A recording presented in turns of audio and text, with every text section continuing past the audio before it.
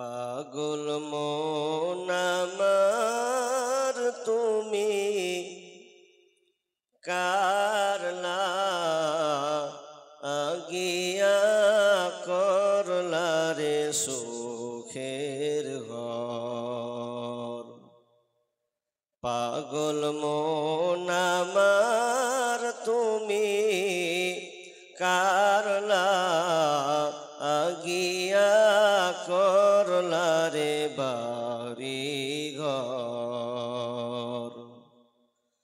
উপর তলাই বাতি জ্বলে, উপর তলাই বাতি জ্বলে, নিস্তলাতে অন্ধকার তুমি কারলা আগিয়া করলা রে সুখের ঘর। পাগল মন আমার তুমি কারলা আগিয়া করলা রে দালান ঘর। দুদিনের রং তামাশা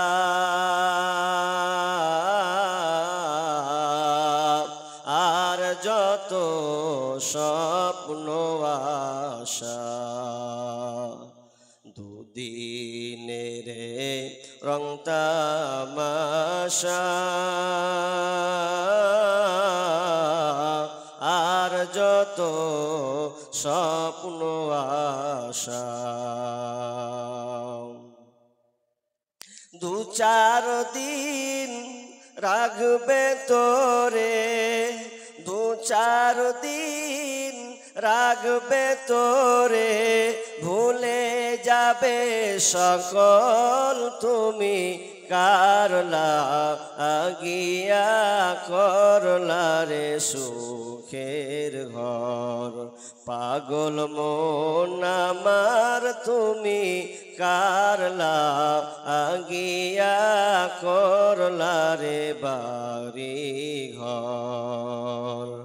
ক্ষমতার গাড়ি বাড়ি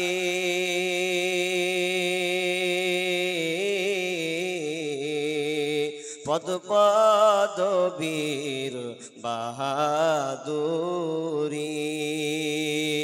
ক্ষমতার গাড়ি বাড়ি পদ পদবীর বাহাদুরি।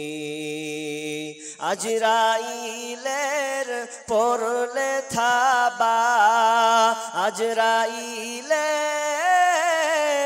পরলে থাবা, পাইবা না পথ পালাবার তুমি কারলা আগিয়া করলা রে সুখের ঘর। পাগল মন আমার তুমি কারলা আগিয়া করলা রে বাড়ি ঘর। ভাই বলো বন্ধুরে বলো, নয়তো তোমার আপন কেহ।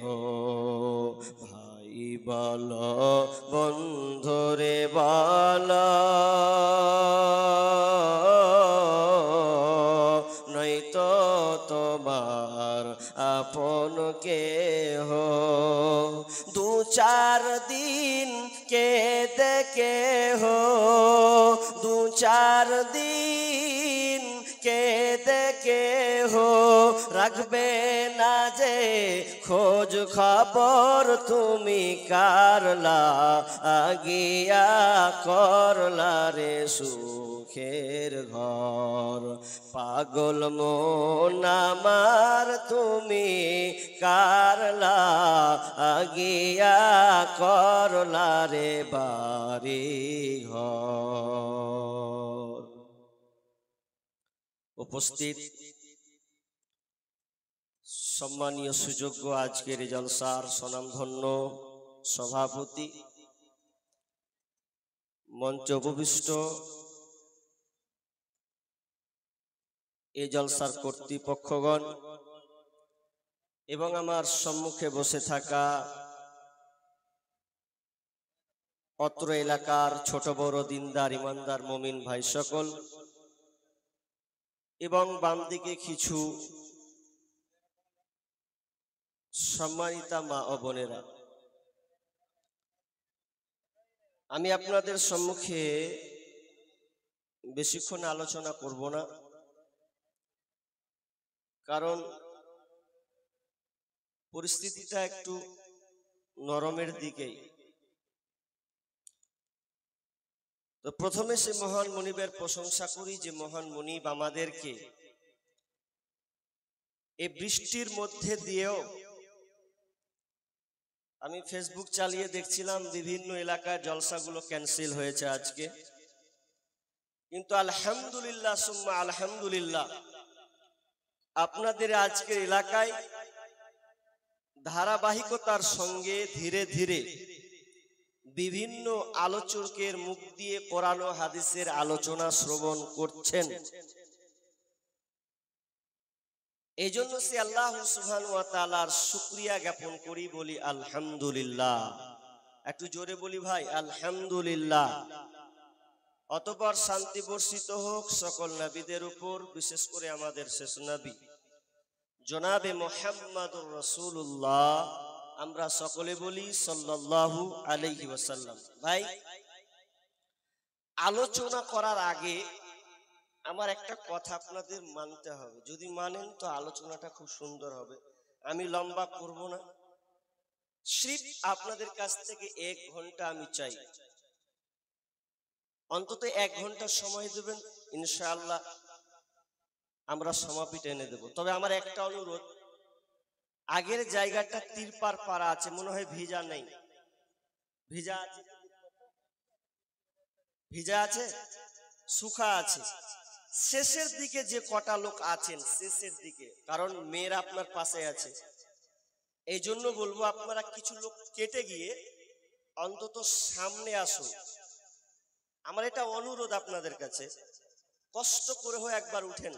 যারা পেছন দিকে বসে আছেন মেয়েদেরকে কিছুটা জায়গা ফাঁক করে আপনারা বসুন। যদিও এগুলো আমার পছন্দ নয়, পরিস্থিতির কারণে এটা হয়ে গেছে, কারণ সামনে আমার মেয়েদেরকে নিয়ে আলোচনা করা আমি একদম পছন্দ করি না।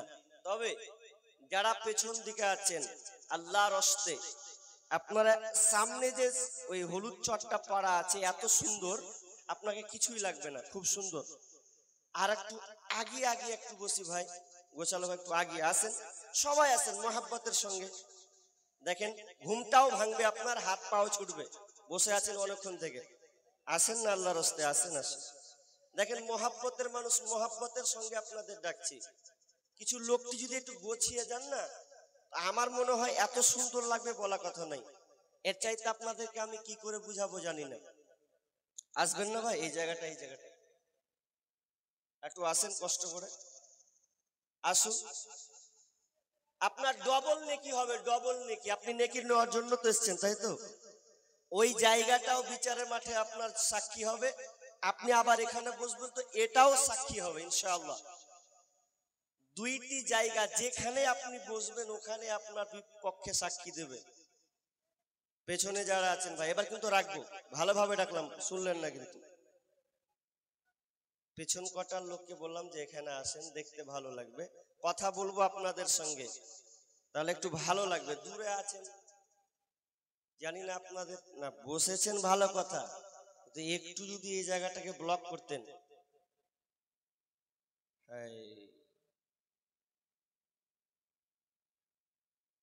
মানে এত জিদ যে মৌলানা ডাকিয়েন না, পাছার হাড় ভেঙে যাবে চাকলে। আছে নাকি? মাশাআল্লাহ।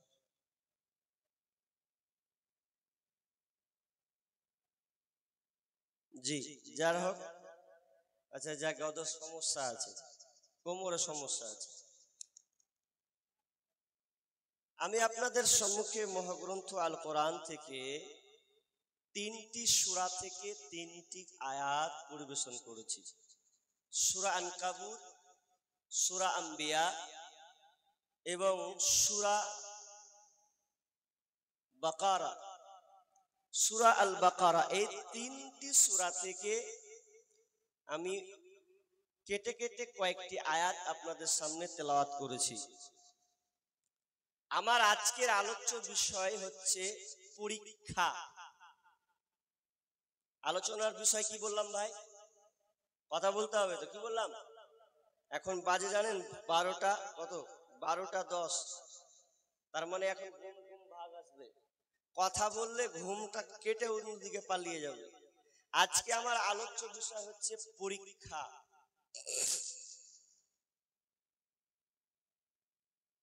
পরীক্ষা এমন একটা জিনিস, পরীক্ষাতে তিনটা জিনিস এখানে লিপিবদ্ধ আছে।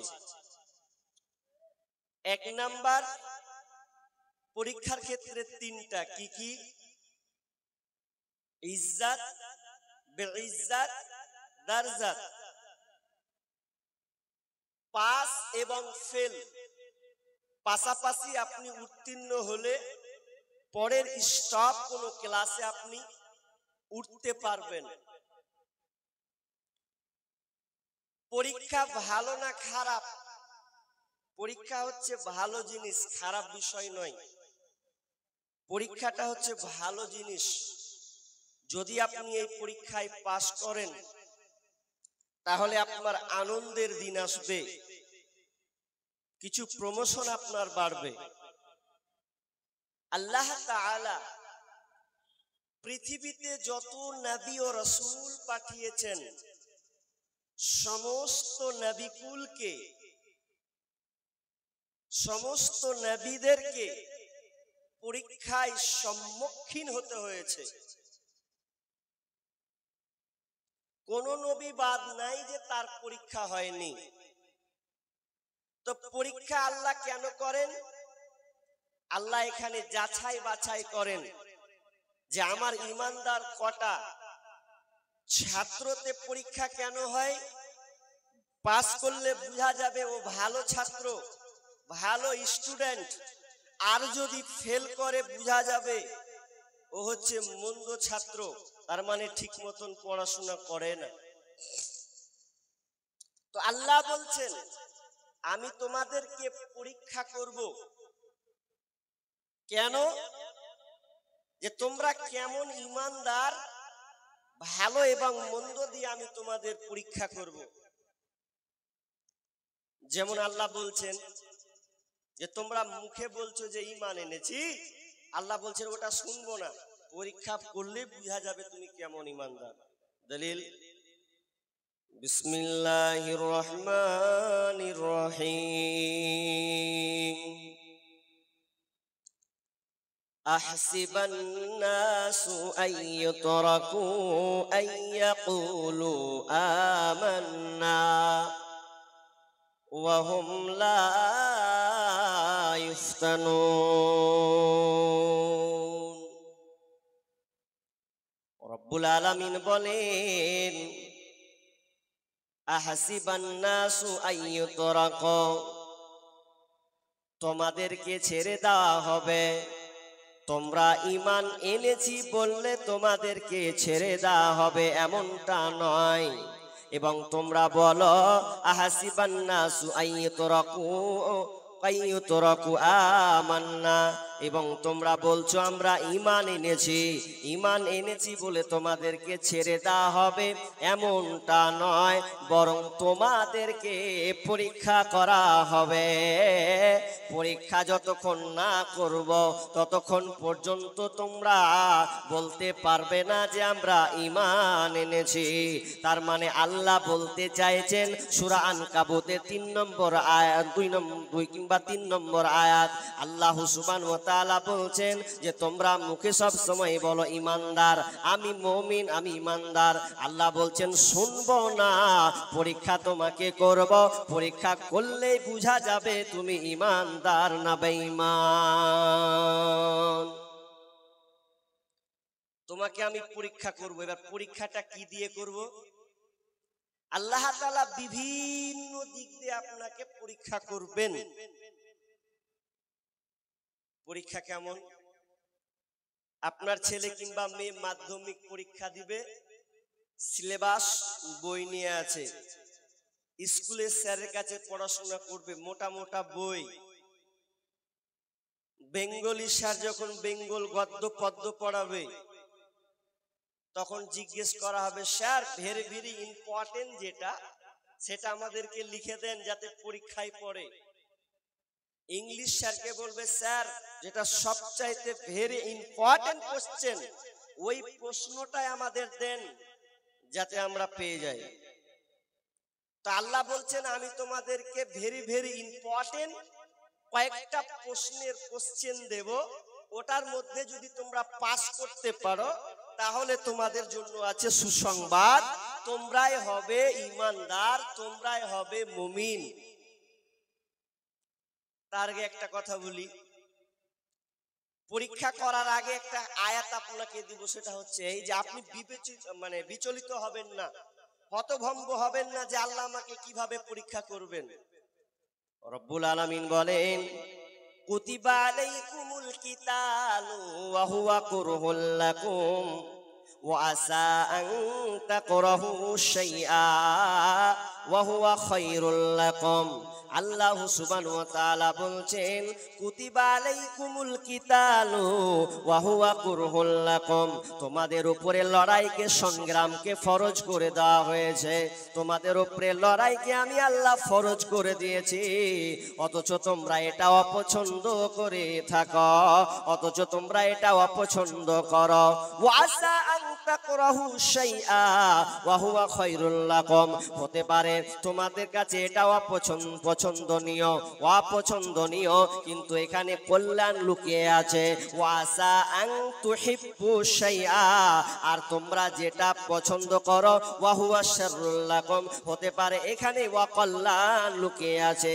আল্লাহু ইয়ালামু ওয়া আনতুম লা তা'লামুন, আল্লাহ বলছেন এ ব্যাপারে আমি বেশি ভালো জানি, তোমরা তা জানো না। আজকের জালসাটা বৃষ্টি হয়ে গেল, কিছু কমিটি বুঝেছে, বৃষ্টিটা যদি না হতো তো কত ভালো লাগতো কত, এরকম ধারণা। কিন্তু আয়াতটা কেন শোনালাম? বলছেন না, তুমি যেটা মনে করছো যে এখানে কল্যাণ নিহিত আছে, তা আল্লাহ বলছেন হতে পারে এটা তোমার জন্য অকল্যাণ ছিল। আর যেটা তুমি ভাবছো যে অকল্যাণ আছে, ওখানে আল্লাহ বলছেন কল্যাণ নিহিত আছে, ওখানে তোমার মঙ্গল কিছু আছে। এ ব্যাপারে তোমার এ ব্যাপারে জ্ঞান নেই, কেবলমাত্র আমার কাছেই রয়েছে। এটা ছোট্ট করে আয়াতের উপরে ঘটনা বলবো, তো আমি চট করে আয়াতটার ব্যাখ্যা আপনি বুঝে নেবেন, আপনার ব্রেনে আরো সতেজ হবে। কেমন? একটা লোক সমুদ্র পাড়ি দিচ্ছে জাহাজে করে, সমুদ্র পাড়ি দিতে দিতে এমন সময় প্রবল বেগে একটা ঝড়, আর যেমনই ঝড় আসলো তো ঝড় এসে জাহাজটা পাল্টি খেলো। আর পাল্টি যেমন খাওয়া, অনেক নাবিক, অনেক আপনার কিনা যাত্রী ডুবে মারা গেল। একজন লোক কোনো ক্রমে ডাঙায় পৌঁছালো। যেমনই ডাঙায় পৌঁছে যাওয়া, আল্লাহর কাছে সিজদায় পড়ে গেছে, রাব্বুল আলামিন তুমি আমাকে অনেক যাত্রীর মধ্যে তুমি আমাকে বাঁচিয়ে দিয়েছো, আল্লাহ তোমার লাখ লাখ শুকরিয়া। তবে লোকটা যে ডাঙায় উঠেছে, এমন একটাই জায়গায় উঠেছে যেখানে কোনো বাড়ি নাই, ঘর নাই, মানুষজনের কোনো যোগাযোগ নাই, কোনো খাবার কিন্তু নাই। কিন্তু এমন সময় লোকটা ভাবছে, আমি এখানে কিভাবে থাকবো? আল্লাহ আমাকে রক্ষা করেছেন বটে, কিন্তু আমি কি খাবার খেয়ে বাঁচবো? আমাকে তো কেউ খুঁজেও পাবে না। এই জন্য লোকটা কোনো করম করে সাইডে কোনো জঙ্গল থেকে কোনো খাবার সংগ্রহ করে, ফল সংগ্রহ করে, নদী থেকে কোনোদিন মাছতে আপনার খায়। এমন সময় 2 দিন যায়, 3 দিন যায়, এমন সময়তে আর কোনো খাবার নাই। এবার সামান্য কোনো সমুদ্র থেকে একটা মাছ পেয়েছে, ওই মাছটাকে আগুন দিয়ে জ্বালিয়েছে, পুড়িয়ে খাবে। আর ছোট্ট করে একটা তাবুকে সে টাঙিয়ে দিয়েছে আর বারবার আল্লাহকে বলে, আল্লাহ আমার সন্ধান নেওয়ার কেউ নাই, ফোনের কোনো যোগাযোগ নাই, তো আমি এখানে একাই মারা যাব। আল্লাহ তুমি আমাকে উদ্ধার করো, তুমি একবার আমাকে বাঁচিয়ে দিয়েছো, তো আবার তুমি আল্লাহ আমাকে এখান থেকে উদ্ধার করো। লোকটি প্রতিদিন এই দোয়া করে, কিন্তু যখন মাছটাকে ভাজা করে খেতে চায়, এমন সময় কি হলো, 3 দিনের মাথায় দেখা গেল তাবুটা ওই চুলাতে ধরাতে যাবে কি আগুন দিয়ে যেন তাবুটা যেন পুড়ে ছারখার হয়ে গেল। আর নিজেকে যেন উল্টা পাল্টা মন্তব্য শুরু করলো, আল্লাহ এক বিপদে পড়েছি, তুমি আমাকে কত বড় বিপদে ফেললে, আল্লাহ কি তোমার আমার উপরে রহম হয় না? এই লোকটা বলতে বলতে বলতে সম্পূর্ণ যেন ঘুমিয়ে গেছেন। সকাল হবে এমন সময় সমুদ্রের পাড়ি দিয়ে নৌকা চলে আসছে। কার দিকে আসছে? তো এই লোকটার সামন দিকে যেন আসছে। লোকটার গাড়ির আওয়াজ পেয়ে যেন একটা জাহাজের আওয়াজ পেয়ে যেন ঘুমটা যেন ভেঙে গেছে।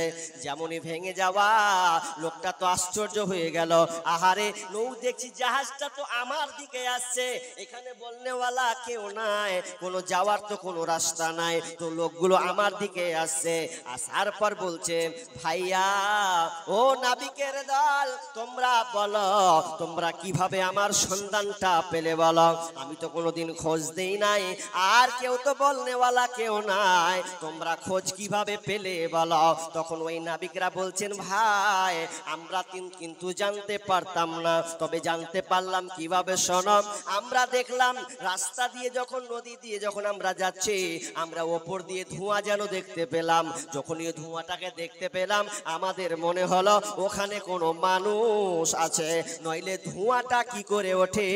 তার মানে যখনই বলল যে ধোঁয়ার কারণে আমরা এখানে পৌঁছাতে পেরেছি, লোকটা তৎক্ষণাৎ আবার যেন সিজদায় পড়ে গেছেন, আল্লাহ তুমি বড় দয়াবান, তুমি বড় মেহেরবান, বরং তোমার পরিকল্পনা ঠিক আছে, আমার চাহাতে ভুল আছে, আমার মনের অন্তরে ভুল আছে, তোমার পরিকল্পনায় কোনো ভুল নাই। যদি আল্লাহ তুমি আগুনটা না জ্বালাতে, আমার তাবুটাকে যদি আল্লাহ তুমি না পুরাতে, তাহলে এই নাবিকেরা আমার সন্ধান পেত না। আল্লাহ কখন কাকে কিভাবে পরীক্ষা করবেন, তবে আপনাকে অটল থাকতে হবে, সবর করতে হবে, ধৈর্য ধারণ করতে হবে। ধৈর্যবিহীন কাজ বেসফলের কাজ। আপনাদের আমাদের কষ্ট ভারতবর্ষে মুসলিমদের উপরে টার্গেট করা হচ্ছে, আল্লাহর এটা সবচেয়ে বড় পরীক্ষা। আস্তে আস্তে আপনি বুঝতে পারবেন। খাব্বাব রাদিয়াল্লাহু তাআলা আনহু একজন বিখ্যাত সাহাবী, যেই সাহাবী প্রথম লগ্নে 5 কিংবা 6 স্ত্রীয়ালে তিনি ইসলাম গ্রহণ করেছেন। এই খাব্বাব বিন আরাত তিনি যখন বাল্য ছোট অবস্থায় তাদের বংশকে শেষ করে দেওয়া হয়, ছোট ছোট কয়েক বাচ্চা ছিল, তার মধ্যে খাব্বাব রাদিয়াল্লাহু তাআলা আনহু। খাব্বাবকে শহরে বিক্রি করে দেওয়া হলো। উম্মু আম্মার তাকে ক্রয় করে নিলেন। ক্রয় যখন করে নিলেন, আস্তে আস্তে খাব্বাব বড় হচ্ছেন। তো বড় হতে হতে আল্লাহ রাসূল ইসলাম প্রচার করছেন। তো ইসলাম প্রচার করতে গিয়ে খাব্বাবের মনে হলো যে আল্লাহ রাসূল কি বলছেন, একটু আমরা শুনি। খাব্বাব গিয়ে দেখছে নবী কোরআন তেলাওয়াত করছেন। কোরআন তেলাওয়াত করে তিনি এত মুগ্ধ হলেন, আহারে কত সুন্দর মধুর তেলাওয়াত কোরআন। এই কোরআন গানটা শুনে তিনিও যেন ইসলাম গ্রহণ করে নিলেন। কিন্তু ইসলাম তো গ্রহণ করলেন, ফলাফল কি দাঁড়ালো? উম্মু আম্মার জানতে পারলো যে আমার গোলাম ইসলাম গ্রহণ করেছে, তখন তার কাকাতো ভাই চাচাতো ভাইদেরকে নিয়ে বলল, চল খাব্বাবকে ধর। খাব্বাব নাকি আমাদের বাপ দাদার ধর্ম ছেড়ে মুহাম্মাদের ধর্মকে গ্রহণ করেছে। খাব্বাবকে জিজ্ঞাসা করা হলো, খাব্বাব রে, তুমি কি ইসলাম গ্রহণ করেছ? বলছে, হ্যাঁ আমি ইসলাম গ্রহণ করেছি। বলছে, তুই এই ধর্ম ছেড়ে দে, বাপ দাদা ধর্ম, তুই আমার খাবি আমার পড়বি আর তুই মুহাম্মাদের ধর্ম মানবি, এটা তো হতে পারে না।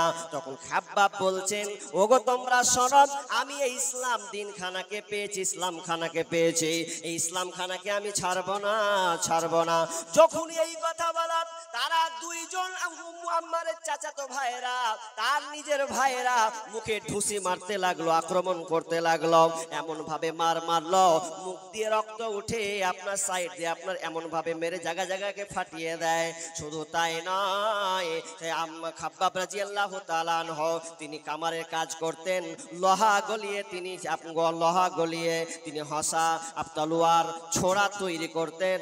তো এইভাবে করতে করতে তার উপরে শাস্তি নির্যাতন হতে থাকে। শুধু তাই নয়, ফের কিছুদিন পর আবার তার উপরে নির্যাতন শুরু হলো।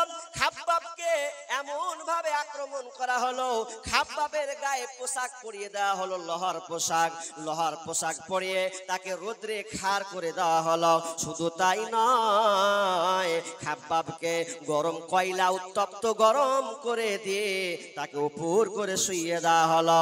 একদম বলবান ব্যক্তি তার বুকে পা দিয়ে তাকে গরমে শুইয়ে দিয়েছে আর বলছে, ঈমান ছাড়বে কি না বল, ঈমান ছাড়বে কি না বল। খাব্বাব বলছে, আমি ইসলাম ছাড়তে পারবো না, আমি না যে ধর্মটাকে মেনে নিয়েছি এ ধর্ম আমি ত্যাগ করতে পারবো না। এ করতে করতে শুধু তাই নয়, উম্মু আম্মার কি করলেন, বড় একটা বর্ষা নিয়ে, গরম উত্তপ্ত গরম একটা বর্ষা নিয়ে মাথায় যেন এক বাড়ি দিল। যেমনই দেওয়া, মাথাটা যেন ফেটে ফেটে রক্ত যেন পড়তে লাগলো, গায়ে ছ্যাঁকা দিতে শুরু করলো। বড় বড় পাথরগুলোকে উত্তপ্ত গরম করে দিয়ে বড় বড় দাগ করে দেওয়া হলো। শুধু তাই নয়, ওমর রাদিয়াল্লাহু তাআলা যখন খলিফা হলেন, একদিন ওমর খাব্বাব রাদিয়াল্লাহু তাআলাকে বলছেন, খাব্বাব রে, তুমি সব সময় চাদর দিয়ে থাকো, তোমার পিঠে এগুলো দাগ, কিসের দাগ? খাব্বাব বলছেন, আমিরুল মুমিনিন, দেখেন আমার পিছন দিকে কিসের এত দাগ, গর্ত দাগ আপনি দেখতে পারবেন না। যখন তাকে সরানো হলো, পিঠের সব গর্তগুলো যেন আপনার কিনা গর্ত গর্ত হয়ে আছে, এমন গর্ত দেখানোর কথা নয়, এই জন্য আমি সব সময় চাদর দিয়ে ঢাকিয়ে রাখি। আমিরুল মুমিনিন বলছেন, খাব্বাব, তোমাকে এরকম শাস্তি একটু বলবে কি তোমার উপরে কেমন নির্যাতন চলতো? খাব্বাব বলছেন, আমিরুল মুমিনিন, আমাকে ইসলাম ছাড়ার জন্য তারা এত প্রচেষ্টা করেছে, নির্মম ভাবে আমাকে নির্যাতন করেছে, আমাকে এক চুল পরিমাণ তারা আমাকে সরাতে পারে নাই, আমাকে কয়লার মধ্যে রেখেছে, গরম উত্তপ্ত কয়লার মধ্যে আমাকে শুইয়ে দিয়েছে। শুইয়ে দেওয়ার পর আমার পিঠ দিয়ে রক্ত চড়ভর চড়ভর করে যেন চুইছে, চামড়াগুলো যেন চর্বির মতন গলে গলে পড়ছে, আর কয়লার আমার রক্তে কয়লাগুলো যেন ঠান্ডা হয়ে যাচ্ছে, যেন জ্বলন্ত অঙ্গার যেন নিভে যাচ্ছে, এতটা আমাকে কষ্ট দেওয়া হয়েছে। এরপর আমি ইসলাম খানাকে ছাড়ি নাই। দেখো কেমন ঈমান এনেছে আমার নবীর সাহাবারা, সেই যুগের সাহাবারা, দেখো কেমন ঈমান এনেছে আমার নবীর সাহাবারা, সেই যুগের সাহাবারা। হযরত বেলাল এনেছে ঈমান কত কষ্ট করে, মরুভূমির গরম বালুতে তাজা রক্ত ঝরে, তবুও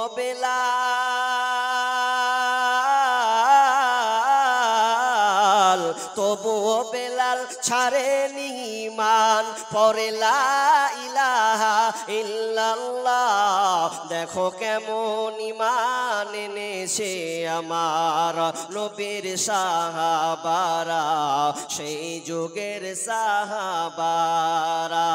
হযরত খাব্বাব এনেছে ঈমান কত কষ্ট করে, হযরতে খাব্বাব এনেছে ঈমান কত কষ্ট করে। মরুভূমির গরম কয়লাতে পিছনে রক্ত ঝরে, তবু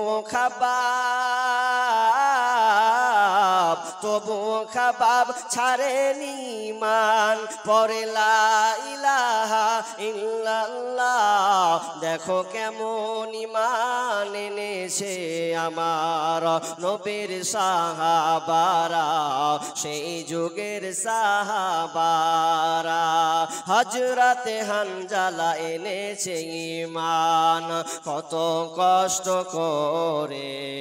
বিয়ের পরে প্রথম রাত্রে ছিলেন বাসর ঘরে, হযরতে হানজালা এনেছে ঈমান কত কষ্ট করে। বিয়ের পরে প্রথম রাত্রে ছিলেন বাসর ঘরে, যুদ্ধের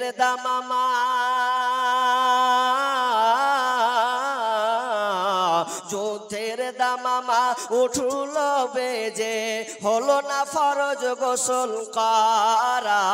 দেখো কেমন ঈমান এনেছে আমার নবীর সাহাবারা, সেই যুগের সাহাবারা। সাহাবীদের উপরে কত নির্যাতন, সাহাবীদের উপরে এত নির্মম নির্যাতন চালানো হয়েছে। কোন সাহাবীর কথা আমি আপনাদেরকে বলবো? খাব্বাব রাদিয়াল্লাহু তাআলা আনহু মাত্র 36 বছর বেঁচে ছিলেন। এই 36 বছর পর আর তিনি বাঁচতে পারেননি। কেন? কারণ তার উপরে এত টর্চার করা হয়েছে, এত নির্মম নির্যাতন করা হয়েছে, তার উপরে এত আঘাত আনা হয়েছে যে তিনি ইসলাম খানাকে সম্পূর্ণ আঁকড়ে ধরে দুনিয়া ছেড়ে চলে গেছে।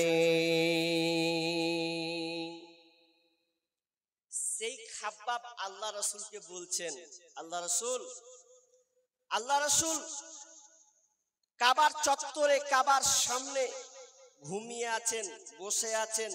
এমন সময় বলছেন, ইয়া রাসূলুল্লাহ, আপনি আমার জন্য দোয়া করবেন, আমাদের জন্য দোয়া করুন না, আমরা তো মার খেয়ে খেয়ে শেষ হয়ে গেলাম। আল্লাহ রাসূল বলছেন, খাব্বাব, তোমরা বলছো যে মার খেয়ে শেষ হয়ে গেলাম, তোমাদের পূর্বে যারা ঈমান এনেছিল, যারা তোমার পূর্বে ইসলামকে মেনেছিল, পদে পদে ইসলাম গ্রহণ করেছিল, তাদেরকে শুধু গ্রাম নয়, সমাজ নয়, আপনার কিনা ওয়ার্ল্ড দেশের রাজনৈতিক নেতা, জালেম শাসক যারা, তারা তাদেরকে ধরে এনে কোমর পর্যন্ত পুঁতে দিয়েছে। কোমর পর্যন্ত পুঁতে দেওয়ার পর করাতকে আনা হয়েছে, করাতকে এনে মাথার সামনে আনা হয়েছে, মাথাকে দুভাগ করে পুরো দুখান শরীরকে, একটা শরীরকে দুখানটা করে দেওয়া হয়েছে। এত বড় ঈমান তারা তবুও ছাড়েনি। শুধু তাই নাই রে খাব্বাব, কোমর পর্যন্ত পুতার পর লোহার চিরুনি নিয়ে আসা হতো, লোহার চিরুনি দিয়ে তার শরীর থেকে চামড়াগুলোকে খালিয়ে নিত, এক একটা করে চামড়াগুলোকে সম্পূর্ণ খালিয়ে নিয়ে এরপরে যেন তাকে মুরগি যেমন খালকে ছিনিয়ে না হয়, ওই রকম করে খাল ছিনিয়ে না হতো। খাব্বাব রে, তবে শুনে লাও, একদিন এমন একটা সানা থেকে হাজারাল মাউত পর্যন্ত এমন একটা সময় আসবে যেদিন আল্লাহ ছাড়া পৃথিবীর কাউকে মানুষ ভয় করবে না, এবং ভাল্লুক থেকে, সিংহ থেকে, বাঘ থেকে, এই ভয় ছাড়া পৃথিবীর মধ্যে আর মানুষের কোনো ভয় থাকবে না। আল্লাহ বলছেন, তোমাদেরকে পরীক্ষা করব বিভিন্ন, খালি ভালো নয়, ভালো এবং মন্দ। আল্লাহ বলছেন, কুল্লু নাফসিন যায়িকাতুল মউত, প্রত্যেক প্রাণীকে মৃত্যু স্বাদ গ্রহণ করতে হবে। ওয়া নাবলুকুম বিশ-শাররি ওয়াল খায়রি ফিতনা, আল্লাহ বলছেন আমি তোমাদেরকে ভালো এবং মন্দ দিয়ে পরীক্ষা করব, ভালো এবং মন্দ দিয়ে পরীক্ষা করব। কেন করব? সুম্মা ইলাইনা তুরজাউন, এবং আমার কাছে ফিরে আসতে হবে। ভালো মন্দ পরীক্ষা করে তোমাদেরকে সার্টিফিকেট দেওয়া হবে, সার্টিফিকেট থাকবে জান্নাত অথবা জাহান্নাম। এবার আমরা চলে যাব পরীক্ষার দিকে। আমি বলেছি গুরুত্বপূর্ণ কোশ্চেন, এই কোশ্চেনের উপরে আপনি উত্তীর্ণ হতে পারলেন, ছেলে মেয়ে নর নারী উভয় এই পাঁচটার মধ্যে শামিল। পাঁচটা আমরা শুনবো, তারপর কমপ্লিট, তারপরে আমরা বিদায় নিব। কি কি পরীক্ষা করবেন আল্লাহ? চলেন সূরা বাকারা 155 নম্বর আয়াত 55 খুলেন। আল্লাহ বলছেন, ওয়ালা নাবলুওয়ান্নাকুম বিশাইইম মিনাল খাউফ ওয়াল জু' ওয়া নাকসিম মিনাল আমওয়াল ওয়াল আনফুসি ওয়াস সামারাত ওয়া বাশশিরিস সাবিরিন। পাঁচটার উপরে কোশ্চেন, পাঁচটা পরীক্ষা। একটা নাম্বার 1 দিয়ে ধরি। নাম্বার 1, ওয়ালা নাবলুওয়ান্নাকুম বিশাইইম মিনাল খাউফ, আমি তোমাদেরকে 1 নম্বর পরীক্ষা করব ভয় ভীতি দিয়ে। তোমাদেরকে আমি ভয় ভীত সন্তুষ্ট দিয়ে আমি আল্লাহ পরীক্ষা করব। ভয়টা কিসের? ভয়টা রাজনৈতিক নেতার হতে পারে, তোমাকে নরেন্দ্র মোদী দিয়ে তোমাকে ভয় করব, ভয় তোমাকে মমতা দিয়ে লাগাবো, ভয় তোমাকে অমিত শাহ দিয়ে তোমাকে শুরু করব, ভয় তোমাকে এমন ভাবে আতঙ্কের মধ্যে তোমাকে ধরবে। আল্লাহ বলছেন, আমার বান্দারা তোমরা শোনো, যারা তোমরা ঈমানদার বলেছো, দাবি করেছো, তোমরা ভালো করে শোনো। আমি আল্লাহ তোমাদেরকে 5টার মধ্যে 1 নাম্বার, তোমাদেরকে আমি ভয় ভীতি দিয়ে পরীক্ষা করব। তোমার মধ্যে যতই ভয় কাজ করুক না কেন, একমাত্র তোমার আল্লাহর উপরে ভরসা থাকতে হবে। কত ভয়! ভয় মনে হচ্ছে আমাকে কে মার্ডার করে দেবে, কে আমাকে মেরে দেবে, মনে হয় আমি ভারতবর্ষে থাকতে পাবো না। এটা নিয়ে আপনার কোনো টেনশন নাই। আল্লাহ বলছেন, আমি ভয় ভীতি দিয়ে শুধু তোমার ঈমানটাকে আমি যাচাই বাছাই করব। তুমি কোন দিকে দাঁড়াও? তুমি আমার মসজিদের দিকে দৌড়াও, না তুমি কম্পিউটার জেরক্সের দোকানের দিকে দৌড়াও? আমি আল্লাহ ওখানে তোমাকে পরীক্ষা করব। কোন দিকটা ধরি আর কোন দিক দিয়ে ছাড়ি একটাই বলি। এখন ভারতবর্ষে একটাই টেনশন সবার, সেটা হচ্ছে কি, যে এসআইআর অর্থাৎ এনআরসি চালু হয়ে গেলে, এসআইআর মানে দলিল পত্র আপনার ঠিকঠাক আছে কিনা, আপনি ভারতের নাগরিক কিনা, এটা যাচাই বাছাই করা হবে। আর এটা নতুন নয়, এটা মনে করছেন চক্রান্তটা নতুন। নাবিদের উপরে এসআইআর হয়েছে, নাবিদের উপরে এনআরসি চালু হয়েছে, আপনারা জানি না কেন? আল্লাহ রসুলকে মক্কা ছেড়ে মদিনা যেতে হয়নি, নিজের জন্মভূমি ছাড়তে হয়েছে, বাপ দাদার ভিটে মাটি। কোথায় যেতে হয়েছে? তো মদিনায়। পরিকল্পনা, এই শয়তানি পরিকল্পনা এখন বাস্তবায়ন হচ্ছে। কিন্তু আমরা কেমন মুসলমান যে আমরা আবার আল্লাহকে ছেড়ে দিয়ে অন্য দুয়ারে পা ভরছি। আল্লাহ বলছেন, ভয় দিয়ে পরীক্ষা করব, কিন্তু তুমি সাবধান হও। মুয়াজ্জিন তোমাকে ডাকে, হাইয়া আলাস সালাহ, হাইয়া আলাল ফালাহ। মুয়াজ্জিন 5 বার ডাকে, জোহরে একবার, আসরে একবার, মাগরিবে একবার, ইশাতে একবার, ফজরে একবার, 5 বার কিন্তু ডাকে। জোহরের সময় ডাকলো, আপনি বেরিয়েছেন আপনার আধার কার্ড নিয়ে, বেরিয়েছেন আপনি ভোটার কার্ড নিয়ে, বেরিয়েছেন আপনি বিভিন্ন আপনার প্রমাণপত্র নিয়ে বেরিয়ে চলে গেছেন। কেন কেন? যে আমার নামটা লিস্টে আছে কিনা, 2002 এর লিস্টে আমার ভোটার লিস্টের নাম আছে কিনা। এই জন্য আপনি ছুটছেন, এমন দিকে ছুটছেন, জোহরে আজান হচ্ছে কিন্তু আপনার কোনো খবর নাই। আজান হচ্ছে জোহরে, আল্লাহ বলছেন ভয় দিয়ে তোকে পরীক্ষা করে দেখছি তোর ঈমানটা কেমন আছে। না চাচা, নামাজ নামাজ লাইন দিয়ে মরছি, আর তুই নামাজের কথা বলছিস? অত লাইনে থামতে পারবো? নামটা ঠিক করতে হবে, এখন করতে হবে। ভাত ঠিক মতন খেতে পাই না, খুব মুশকিলে পড়ে গেছি। আল্লাহ বলছেন, আয় শান্তি দিব, শান্তি। আরে মমতা কি আর নরেন্দ্র মোদী কি, এর চাইতে বড় বাঘা যদি কোনো জালেম শাসক আছে, তুই যদি কন্ট্রোল থাকিস, আমার উপরে ভরসায় থাকিস, কিছুই হবে না। আর কোন মুসলমান গো? মুসলমান আমরা কি এখন আপনি বুঝতে পারেননি? নবী মুসা, নবী মুসার পরে একজন নবী ছিলেন, যেই নবীর নাম আপনাদের কি জানা আছে বলতে পারবেন? নবী মুসার পরে একজন নবী এসেছিলেন, যেই নবী আল্লাহর কাছে দোয়া করেছিলেন, আল্লাহ সূর্যটাকে থামিয়ে দাও। সহিহ বুখারী এবং মুসলিম, হাদিসটা দুই জায়গাতে পাবেন। আবু হুরায়রা তিনি নিজে বর্ণনা করছেন, নবী মুসার পরে একজন নবী এসেছিলেন, যেই নবীটা আল্লাহর কাছে দোয়া করেছিল, আল্লাহ সূর্যটাকে থামিয়ে দাও। বলতে পারবেন কোন নবী? কেউ আছেন একজন? কোন নবী এই দোয়াটা করেছিল যে সূর্যটাকে থামিয়ে দাও, আর সূর্য স্থির হয়ে গেছিল, একদম থেমে গেছিল? কেউ বলতে পারবেন? আছেন কেউ? সেই নবীর নাম হচ্ছে ইউসা বিন নুন। সেই নবীর নাম হলো নবী ইউসা বিন নুন। যেই নবী মুসার পরে তিনি আল্লাহ তাকে নবী বানিয়েছিলেন।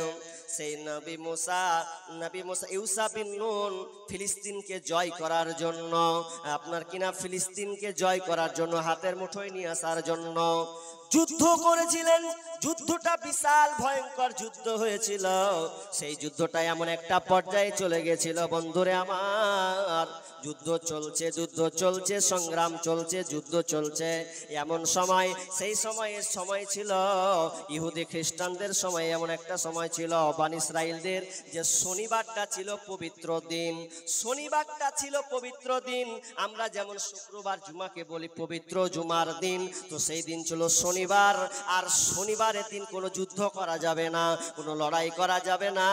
নবী ইউসা বিন নুন দেখছেন, আমরা তো যুদ্ধে জয় হয়ে যাব, একটুতে যুদ্ধে জয় লাভ করব, ফিলিস্তিনের মাটি মসজিদুল আকসাকে আমরা কবজাই করে নিব।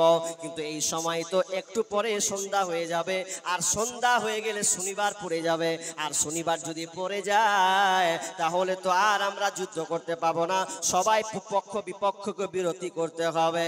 তার জন্য আল্লাহর কাছে দোয়া করতে লাগলেন, রব্বুল আলামিন, হে আমাদের রব, আমি আপনার কাছে আমি দোয়া করছি, আল্লাহ যুদ্ধটা কিন্তু শেষ পর্যায়ে চলে এসেছে, আমরা জিতে যাব। আল্লাহ আপনার কাছে আমার একটাই আরজ আছে, এই দোয়াটা আল্লাহ তুমি আমার কবুল করো। কি দোয়া? আল্লাহকে বলছেন রব্বুল আলামিন, সূর্যটাতে যাচ্ছে, সূর্যটা পশ্চিম থেকে অস্তমিত যাবে, আল্লাহ সূর্যকে অস্তমিত করতে দিও না, সূর্যটাকে স্থির করে দাও। আর স্থির করে দিলে আমরা কিছুক্ষণ যুদ্ধ চালিয়ে গেলে মসজিদুল আকসাকে আমরা বিজয় লাভ করব। আল্লাহ বলছেন, যা, ঠিক আছে, আমি সূর্যটাকে স্থির করে দিলাম, তোরা যুদ্ধ চালাতে থাক। এমন পর্যায়ে যুদ্ধ শুরু হলো। শেষ পর্যায়ে নবী ইউসা বিন নুন তার দল বদ্দরা মসজিদুল আকসাকে কবজার মধ্যে করে নিলেন। এরপরে সূর্য অস্তমিত হয়ে গেল। সেই যাত্রে আমরা ভাই, অথচ আমরা ছোটখাটো বিষয় নিয়ে ভয় করছি। আমাদের দুয়াতে সূর্য স্থির হয়ে গেছে, আমরা সেই মুসলমান, কিন্তু আমরা হতভম্ব হয়ে গেছি। আল্লাহ বলছেন, তোমাদেরকে আমি ভয় ভীতি দিয়ে পরীক্ষা করব। কেমন ভয়? আর একটা ছোট্ট করে ঘটনা বলি। নবীর যুগে দুইটা দেশ সবচাইতে বড় শক্তিশালী দেশ ছিল পূর্বাঞ্চলের দিকে, বড় সবচাইতে শক্তিশালী দেশ, একটা হচ্ছে পারস্য, একটা হচ্ছে রোমান এবং পারস্য। এই দুইটা দেশ সবচাইতে শক্তিশালী ছিল, কেউ এদেরকে হিলাতে পারতো না। তো রোমান এবং পারস্য, রোমান বলা হয়, বর্তমান নাম হচ্ছে ইতালি বা ফ্রান্স বা ইতালি, আর পারস্যকে বর্তমানে এখন বলা হয় ইরান। এই দুইটা দেশ সবচাইতে বড় শক্তিশালী দেশ। তো পারস্যকে বলা হয়, এই রোমানকে বলা হয় কেইসার, আর পারস্য বা ইরানকে বলা হয় কিসরা, মানে রাজাদেরকে কিসরা বলা হয় আরবিতে। তো আব্দুল্লাহ বিন হুযাফার দুইটা ঘটনা আছে, চমক ঘটনা। একটা বলবো, বেশি না, একটা। ভয় কি জিনিস? ভয়, আল্লাহ ছাড়া কাউকে ভয় করি না। আব্দুল্লাহ বিন হুযাফা যখন রাজা হিরাক্লিয়াস অ্যাটাক করলেন, ৮০ জন সহ একটা গোয়েন্দাকে ৮০ জন সহ অ্যাটাক করলেন, বন্দী করে দিলেন কাফেলা, পুরো একটা কাফেলাকে দিয়ে। হিরাক্লিয়াস বলছে, এই এখানে তোমাদের লিডার কে আছে? লিডার বলছে, লিডার কে? আব্দুল্লাহ বিন হুযাফা। আব্দুল্লাহ বিন হুযাফাকে ডেকে বলছেন, বলো তুমি তো লিডার। বলছে, হ্যাঁ আমি লিডার। আচ্ছা বলো তুমি ইসলাম ছাড়বে কিনা বলো। বলছে না আমি ইসলাম ত্যাগ করতে পারবো না।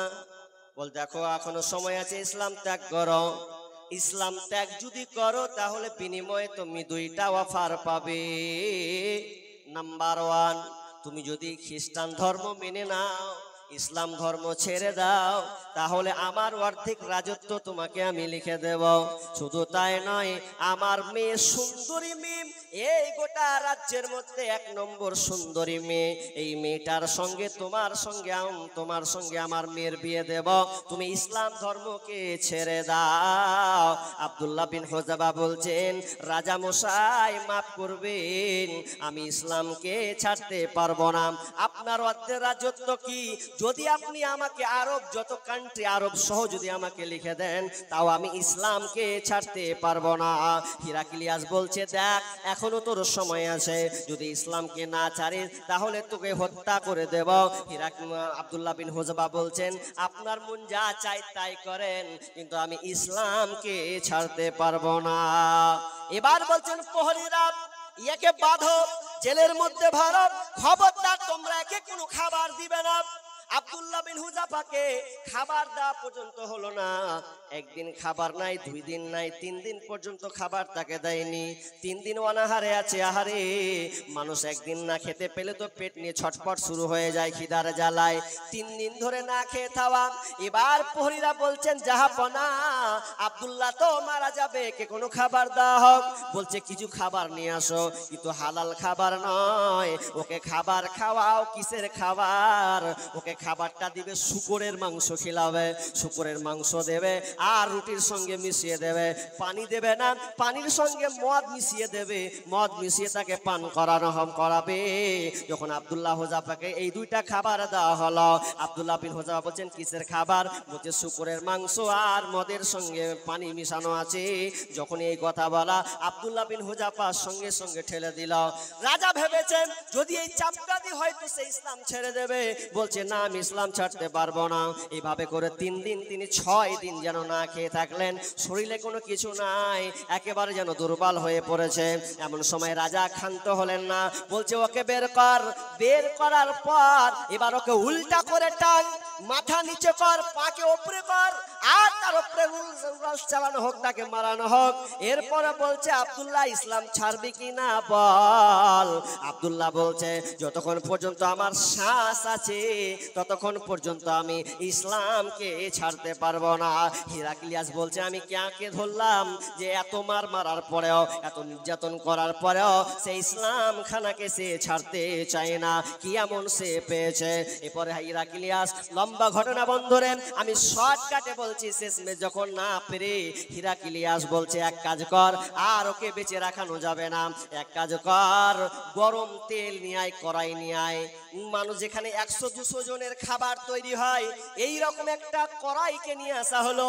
কড়াইকে নিয়ে এসে আপনার তেল ঢালানো হলো। তেলটাকে গরম করে টকবক করে গরম করা হলো।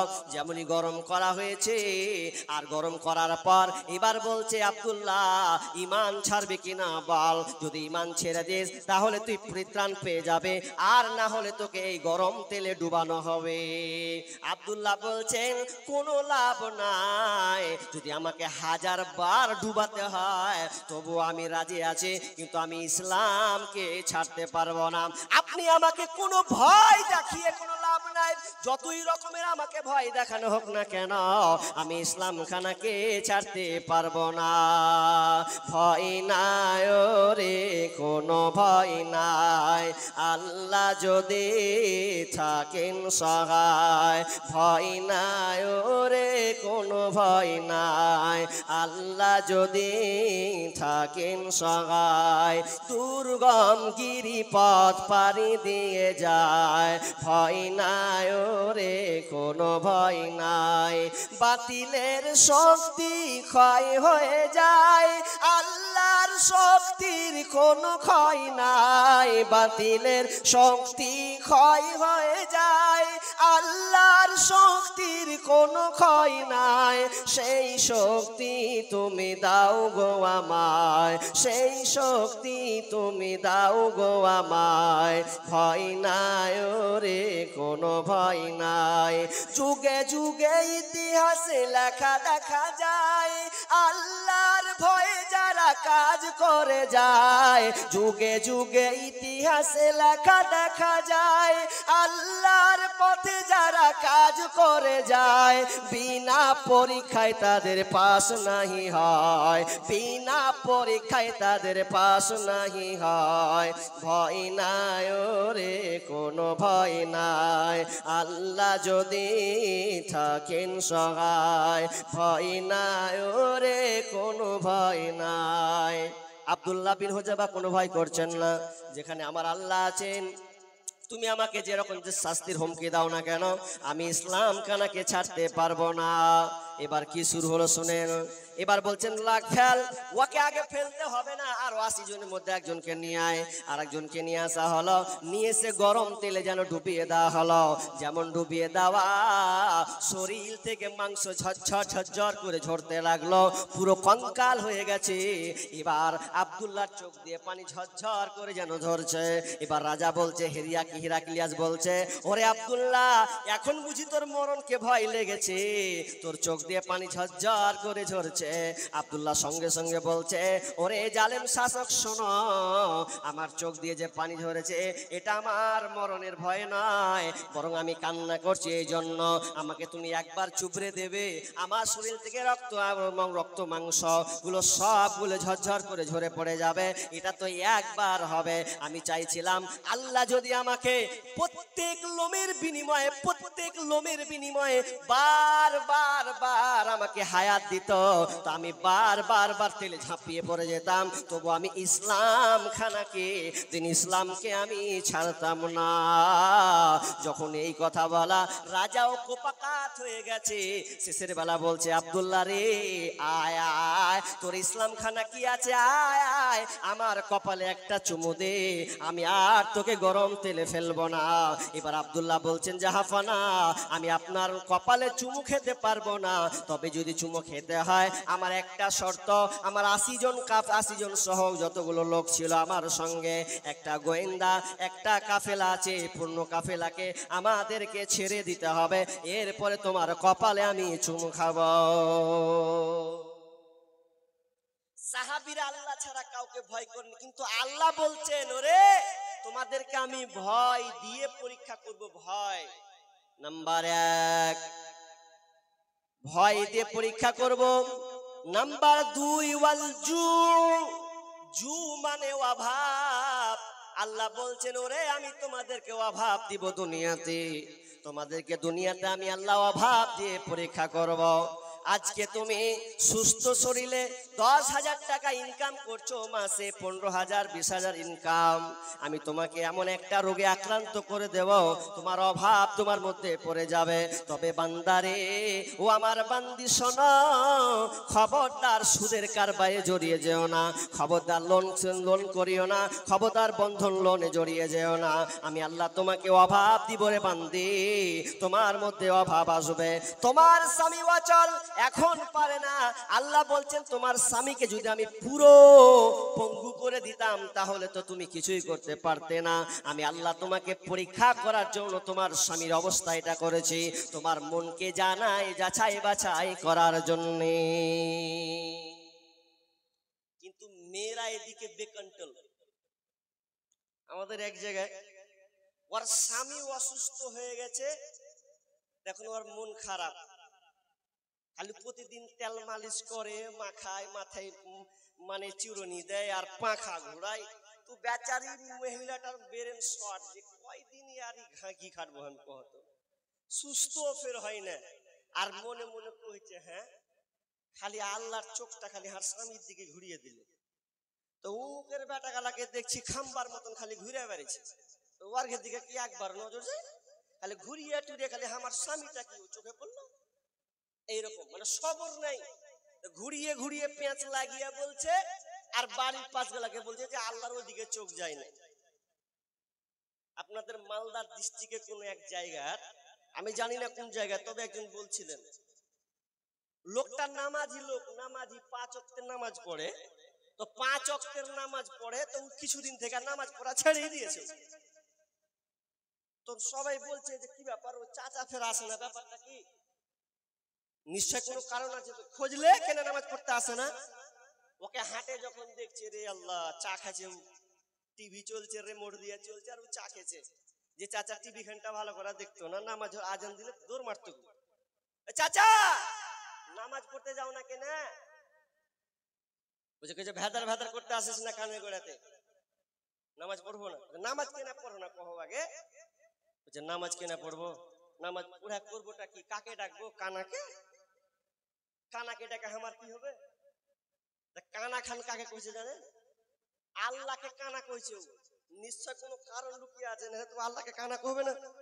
নামাজ পড়া লোক বলছে যে আল্লাহ কানা, তো আমি কানাকে ডেকে কি করব? বুঝতে পারছেন কথা জি? তখন ওই লোকগুলা বলছে, আচ্ছা আপনি যে আল্লাহকে কানা বলছেন, তো কিসের লেগে কানা বলছেন? কিছু মতলব তো হ্যাঁ, যে কানা বলছি এই লেগে নামাজ পড়ছুন ঠিকই আছে, সবকিছু আমার ঠিক ছিল, 4টা বেটি 1টা বেটা, 4টা বেটি 1টা বেটা, 3টা বেটি ভালো, 1টা বেটি হচ্ছে একদম কিনা অধম, মানে একবারে অসুস্থ, এর পিছনে টাকা খরচা করতে হয়। বেটা হচ্ছে 4-5 বছরের বেটা, একটাই শেষ বেটা পেয়েছি, 4টা বেটির পরে 1টা বেটা পেয়েছি। কিন্তু কি হলো, আমার 4টা বেটির মধ্যে আমার একটাই বেটা, যেই বেটাটা প্রদীপ, আমার বংশের প্রদীপকে জ্বলাবে, বড় হলে বাজার করতো, মার্কেট করতো, আমাকে কত ভালো লাগতো। কিন্তু আল্লাহর কাম পেলে না, 4টার বেটির মধ্যে একটাকে লিতিক নেই, লিতিক 3টা হতো, লিলে তো লিত, আর ছোট বেটাকে লিয়ে লেছে, ওই লেগে আল্লাহ কানা। 4টা বেটির মধ্যে 1টা বেটিকে লিলে না, আর আমার ছোট বেটাটাকে লিয়ে নিলে তো আল্লাহ কানা লয় তো কি? ওই আল্লাহ কানাকে ডেকা আমার কি হবে? বিশাল জ্বালা। আর কি কারিশমা আছে তো আল্লাহ ভালো জানে। তুই এখন আর নামাজ পড়বে না, তা আমাদের মেয়েদের ওরকম ওই রকম হয়। ও আপনার রোদ্রে দিয়েছে ধান কিংবা গম, এখন মেয়েগুটা ফাটাফাট বৃষ্টি হয়েছে, বৃষ্টি আর পাইলে না, আমাকে জলাবের লেগে খাটফাট বৃষ্টি দিল, এখন তাড়াতাড়ি করে এখন তুলবে। এখন আল্লাহকেও বলতে ছাড়ে না, মানে বৃষ্টি হলো সে আল্লাহর উপরে রাগ ঝেড়ে দিলে, আর কুণ্ঠে পেলে না ঘুরে আমার ছাড়ি বৃষ্টি দিলে। হাজি এটা বলতে হবে না, আপনাকে অটল থাকতে হবে, এটা আল্লাহর পরীক্ষা। তাহলে নাম্বার 2 আমি চটচট করে বলছি। নাম্বার 2 ওয়াল জু, আল্লাহ বলছেন অভাব দিয়ে আমি আল্লাহ তোমাকে পরীক্ষা করব, তবে তোমাকে এই পরীক্ষায় পাস হতে হবে। তোমার উপরে ঝড় আসবে, বিপদ আপদ আসবে, মুসিবত আসবে, কিন্তু বান্দিরে খবরদার কোনো গোত্রর হাত তুই পাততে যাস না, লোনের দিকে যাবি না, সুদের দিকে যাবি না, ধৈর্য ধারণ কর, আল্লাহ তোকে ঠিক পর্যায়ে তোকে দিবে। অভাব, ঠিক অভাবটা এমন জিনিস, কষ্ট নিতে হবে। মা বোনদেরকে দেখবেন, মায়েরা যখন প্রেগনেন্ট হয়, পেটে যখন বাচ্চা আসে, ওই মাকে কিন্তু কষ্ট ভোগ করতে হবে। যতক্ষণ কষ্ট ভোগ না করবে, ততক্ষণ পর্যন্ত পৃথিবীতে সন্তান আসবে না। একজন মা সন্তান প্রসব দিতে গিয়ে, ডেলিভারি হতে গিয়ে এতটা কষ্ট তাকে সহ্য করতে হয়, এই কষ্টটা বিজ্ঞানীরা বলেছেন এর চাইতে দ্বিতীয় কোনো কষ্ট নাই। মানুষের যদি 206 খানা হাড়কে ভেঙে মুচড়িয়ে দেয়, এরপরেও যত কষ্ট না হবে, একজন মায়ের কষ্ট সবচাইতে বেশি হয় সন্তান প্রসব দিতে গিয়ে। আল্লাহ বলছেন তোর কষ্ট হবে বান্দিরে, কিন্তু সন্তান যখন আসবে তোর মনে একটা আনন্দ চলে আসবে। আল্লাহ বলছেন আমি তোমাকে অভাব দিয়ে পরীক্ষা করব, তবে অভাবের পরে তোমার সান্ত্বনা আছে, তোমাকে এখানে সহ্য করতে হবে। আল্লাহ তাআলা বলছেন ওয়ালা নাবলুওয়ান্নাকুম বিশাইইন মিনাল খাউফি ওয়াল জুই ওয়া নাকসিম মিনাল আমওয়াল। আল্লাহ বলছেন তোমার ধন সম্পদ দিয়ে আমি তোমাকে পরীক্ষা করব, তোমাকে টাকা পয়সা দিয়ে আমি পরীক্ষা করব, কখনো টাকা নিয়ে আমি আল্লাহ পরীক্ষা করব। তোমার বাড়িতে দুটা গরু আছে, ওই গরু দুটার মধ্যে আমি আল্লাহ দুটা গরুকে মেরে দিলাম, তুমি হাই হুতাশ হয়ে গেলে, আহারে দুইটা গরু তো আমার ছিল, শেষ হয়ে গেল। আল্লাহ বলছেন না, আমি তোমাকে পরীক্ষা করার জন্য তোমার 82,000 টাকা তোমার কাছ থেকে গেল, 1 লাখ টাকা তোমার কাছ থেকে গেছে, তুমি অনেক দিন ধরে তুমি গরুর মালিক তুমি ছিলে, আমি আল্লাহ তোমার মনটাকে দেখার জন্য পরীক্ষা করলাম, কিন্তু তুমি হাই হুতাশ হয়ে গেলে। আল্লাহ বলছেন তোমার ধন সম্পদ দিয়ে আমি আল্লাহ পরীক্ষা করব, তোমার মাল টাকা ছিনিয়ে নিয়ে আমি পরীক্ষা করব। তুমি এমন একটা কাজে ফেসে গেছো, 10 লাখ টাকা 1 লাখ টাকা চুরি হয়ে গেছে, হাই হুতাশ করে তুমি চাঁদকে যেন ছেড়ে দিছ। খবরদার, না না, তুমি হাই হুতাশ হয়ে যাও না বান্দা, আমি তোমাকে ভালোবাসি, তুমি যদি ধৈর্য ধরতে পারো আমি আল্লাহ তোমাকে এর বিনিময়ে উত্তমটা দেব। নাম্বার 3 হয়ে গেল ওয়া নাকসিম মিনাল আমওয়াল ওয়া আনফুস ওয়াল আনফুস ওয়াল আনফুস, মানে আল্লাহ বলছেন তোমার জান নিয়ে আমি পরীক্ষা করব, তোমার জান, তোমার মাকে নিয়ে, তোমার মাকে মেরে দেব, তোমার স্বামীকে আমি মেরে দেব, তোমার ভাইকে মেরে দেব, তোমার বিবিকে আমি মেরে দেব, এটা দিয়ে আমি আল্লাহ তোমাকে পরীক্ষা করব। কিন্তু তোমাকে শান্ত হয়ে যেতে হবে। উরওয়া বিন জুবায়ের এমন একজন তাবেঈ, অনেকে বলছেন সাহাবী, হেঁটে দেখলাম সাহাবী নয়, তাবেঈ। উসমান রাদিয়াল্লাহু তাআলা আনহুর সময় শাসনকালে তার জন্ম। তো উরওয়া বিন জুবায়ের তিনি একজন খলিফা, একজন বাদশার সঙ্গে দেখা করবেন, তো ডেকেছে, তিনি একজন আলেম ছিলেন, বিজ্ঞ একজন আলেম, তো ওনাকে ডাকা হলো, আপনি আসেন, মক্কা থেকে, মদিনা থেকে মাদাইন শহর আপনাকে আসতে হবে, ঘোড়ায় চড়ে যাবে, কয়েকটা বেটা, ছোট একটা 6-7 বছরের বেটা, 8-9 বছরের ছোট বেটা যাকে বলা হয়, ও বলছে আব্বা আমি আপনার সঙ্গে যাব মাদাইন, চল ওঠ। ঘোড়ার পিঠে উঠিয়ে নেওয়া হলো, ঘোড়ার পিঠে উঠিয়ে নেওয়ার পর এই ঘটনাটা আপনাকে মন দিয়ে শোনা লাগবে, ঘটনাটা কত চমকদার, আপনার ঈমান বৃদ্ধি পাবে।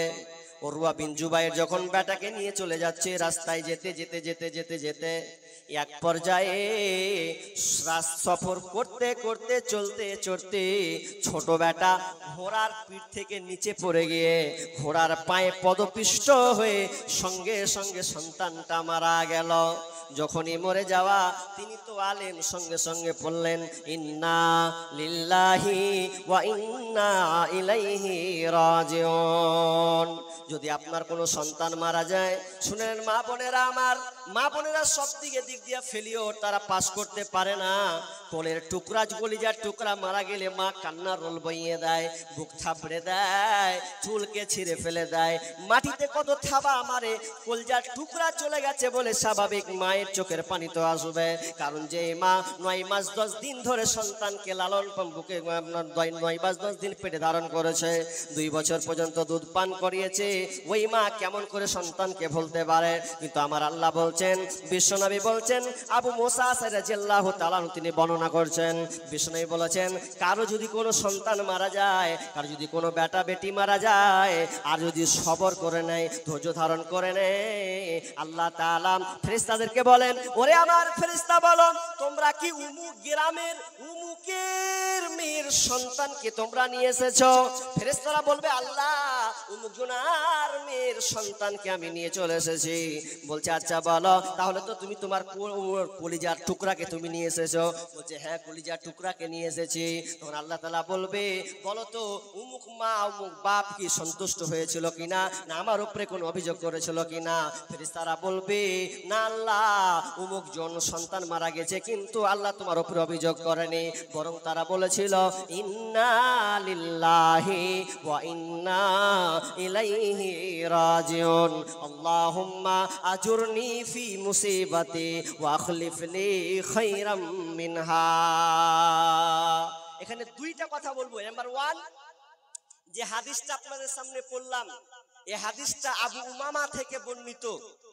হাদিসটা কি, যে এই দোয়াটা যদি কেউ পড়ে, মা বোন ভালো করে কান শুনেন, যদি এই দোয়াটা কারো মুখস্থ থাকে আর এই দোয়াটা যদি আপনি পড়তে পারেন, তাহলে আপনি অনেক বড় সফলতা লাভ করতে পারবেন।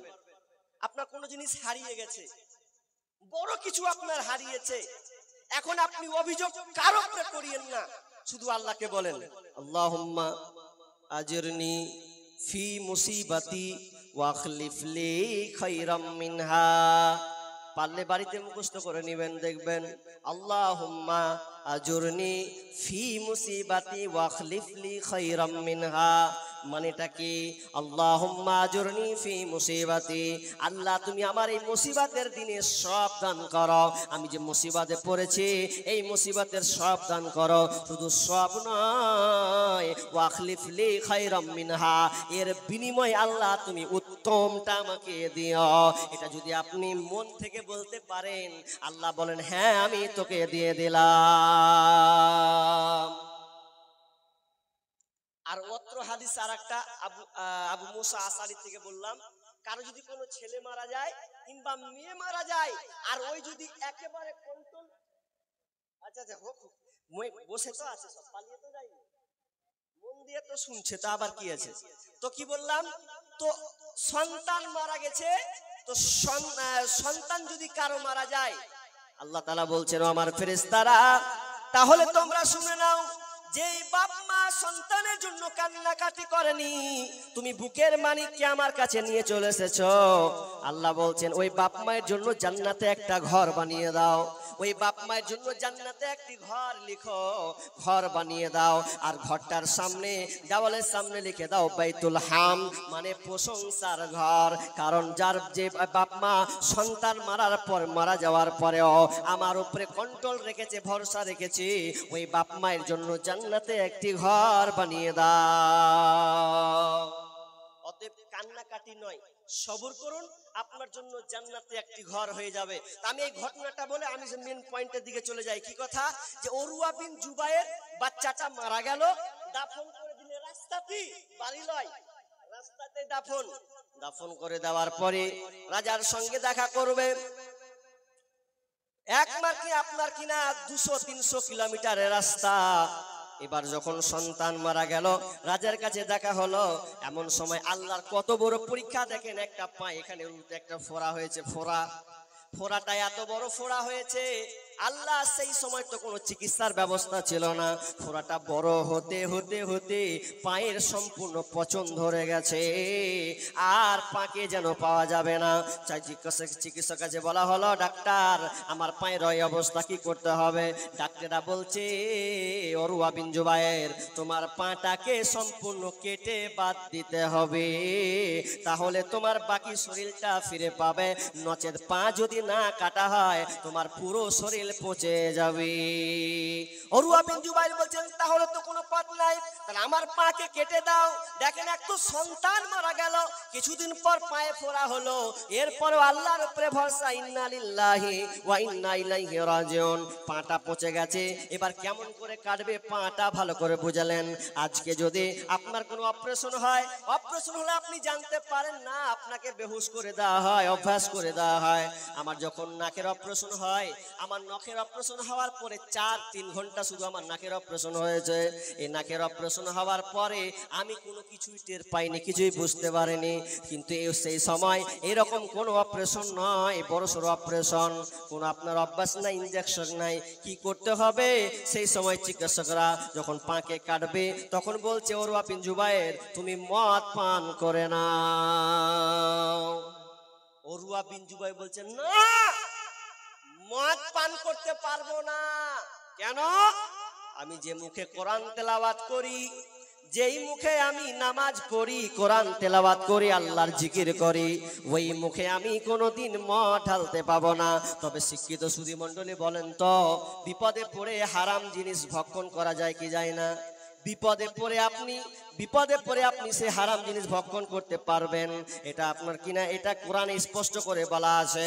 তবে শুনেলেন আব্দুল উরওয়া বিন জুবাইর বলছেন আমি মদ পান করব না, তোমরা আমার পাটাকে কেটে দাও। কিন্তু আজকের মুসলমান দেখেন আলেম ওলামা কোনোদিন বলেনি যে বিড়ি সিগারেট খাও, কোনোদিন বলেনি যে গুল তুমি করো, কোনোদিন বলেনি জর্দা দিয়ে পান তুমি চাবাও, কিন্তু আমরা অথচ এটাকে নিজের মতন করে নিয়ে আমরা চলছি, নেশাটাকে গ্রহণ করে নিয়েছি। আর আব্দুল্লাহ বিন হোজাফা জীবনে কোনো মদ পান করেনি, কিন্তু তার পাটাকে বাদ দিবে, এই জন্য বলছে একটু মদটা খাও, তোমার ব্রেনটা বেতাল হয়ে যাবে, আর পা কাটলে তুমি বুঝতে পারবে না। উরওয়া বিন জুবাইর বলছে আমার পা কেটে দাও, কিন্তু আমি মদ পান করব না। যখনই ডাক্তার বলছেন ঠিক আছে পা কাটা শুরু হোক, তিনি কিন্তু হুঁশের মধ্যে আছেন, সুস্থ পুরো হুঁশের মধ্যে, তার সামনে পাকে যখন কাটা হচ্ছে, যখন পাকে কাটা হচ্ছে, এমন সময় এত জোরে তিনি চিৎকার করেছেন। আচ্ছা বলেন তো, মানুষের জিন্দা পা যদি কাটা হয় কেউ কি ভালো থাকবে? কত ব্যথা হয়। যখনই করাত দিয়ে পাটাকে, যখন হাড্ডিটাকে যখন কাটছে, ফাঁক বের করা হচ্ছে, পার্থক্য করা হচ্ছে, এমন সময় উরওয়া বিন জুবাইর চিৎকার করে এত জোরে আল্লাহ বলে চিৎকার করেছেন, পুরো যেন অজ্ঞান হয়ে গেলেন। শুধু তাই নয়, পাকে কেটে দিয়েছেন, রক্ত ঝরঝর ঝরঝর করে ঝরছে। এমন সময় ডাক্তাররা বলছে এক কাজ করো, কড়াই নিয়ে আসো, কড়াই নিয়ে এসে তেলটাকে গরম করো, আর গরম করে ওই পায়ের কাটাখানটাকে আবার চুপড়ে দাও, তাহলে রক্ত পড়া বন্ধ হবে, রগগুলো সব মুচড়ে যাবে। আহা কত কষ্ট দেখেন। পাটাকে গরম তেলে এবার ডুবানো হবে, যখনই পায়ে তেলে পাটাকে গরম তেলে ডুবানো হবে, গরম টকবক টকবক করে যেন ফুটছে। এমন সময় যখনই পাকে ভরা হয়েছে, আব্দুল্লাহ উরওয়া বিন জুবাইর জোরে চিৎকার করে কেঁদে চোখ দিয়ে এমন জোরে পানি ফেলে ইন্না লিল্লাহি ওয়া ইন্না ইলাইহি রাজিউন বলে সঙ্গে সঙ্গে অজ্ঞান হয়ে গেলেন, আর তার হুঁশ নাই। তার তারিখ পত্রিকা লিখছেন আব্দুল্লাহ বিন হোজাফা জীবনে কোনোদিন নামাজ ছাড়েনি, জীবনে কোনোদিন নামাজ তিনি ছাড়েনি, যেদিন থেকে তার নামাজ ফরজ, কিন্তু সেই দিন তার নামাজটা ছুটে গেছিল। কখন যখন তার পাটাকে তেলে চুবড়ানো হয়, তিনি পুরো অজ্ঞান হয়ে গিয়েছিলেন, বেহুশ হয়ে গেছিলেন। ফজরের পর তার হুঁশটা ফিরেছিল, সেই জন্য তার ফজরের নামাজটা তার ছুটে গেছিল, বাকি আর জীবনে কোনোদিন সে নামাজ ছাড়েনি। কত পরীক্ষা গো, এত বড় পরীক্ষার সম্মুখীন হচ্ছে, অথচ আল্লাহর বিরুদ্ধে আঙুল তুলছে না, খালি কবুল করছেন ইন্না লিল্লাহ ইন্না লিল্লাহ, আল্লাহ এগুলো তোমার জন্য ওয়া ইন্না ইলাইহি রাজিউন, এবং তোমার কাছে আমাদেরকে ফিরে যেতে হবে। শুনেন মা বোন, তবে একটা কথা বলি, চারটা কথা বললাম, ওয়াস সামারাত, 5 নম্বর হচ্ছে আল্লাহ বলছেন তোমার ফল ফলাদি দিয়ে আমি তোমাকে পরীক্ষা করব। তুমি আজকে ধান লাগিয়েছো 10 মণ, 18 মণ, 2 বিঘা, 3 বিঘা, আল্লাহ বলছেন তোর 2 বিঘাকে আজকে নষ্ট করব, দেখি তোর ইমানে কেমন আছে, তোর ইমানে কেমন বহরতা আছে, তোর বিঘার জমিকে আমি পাতানে পরিণত করে দিব।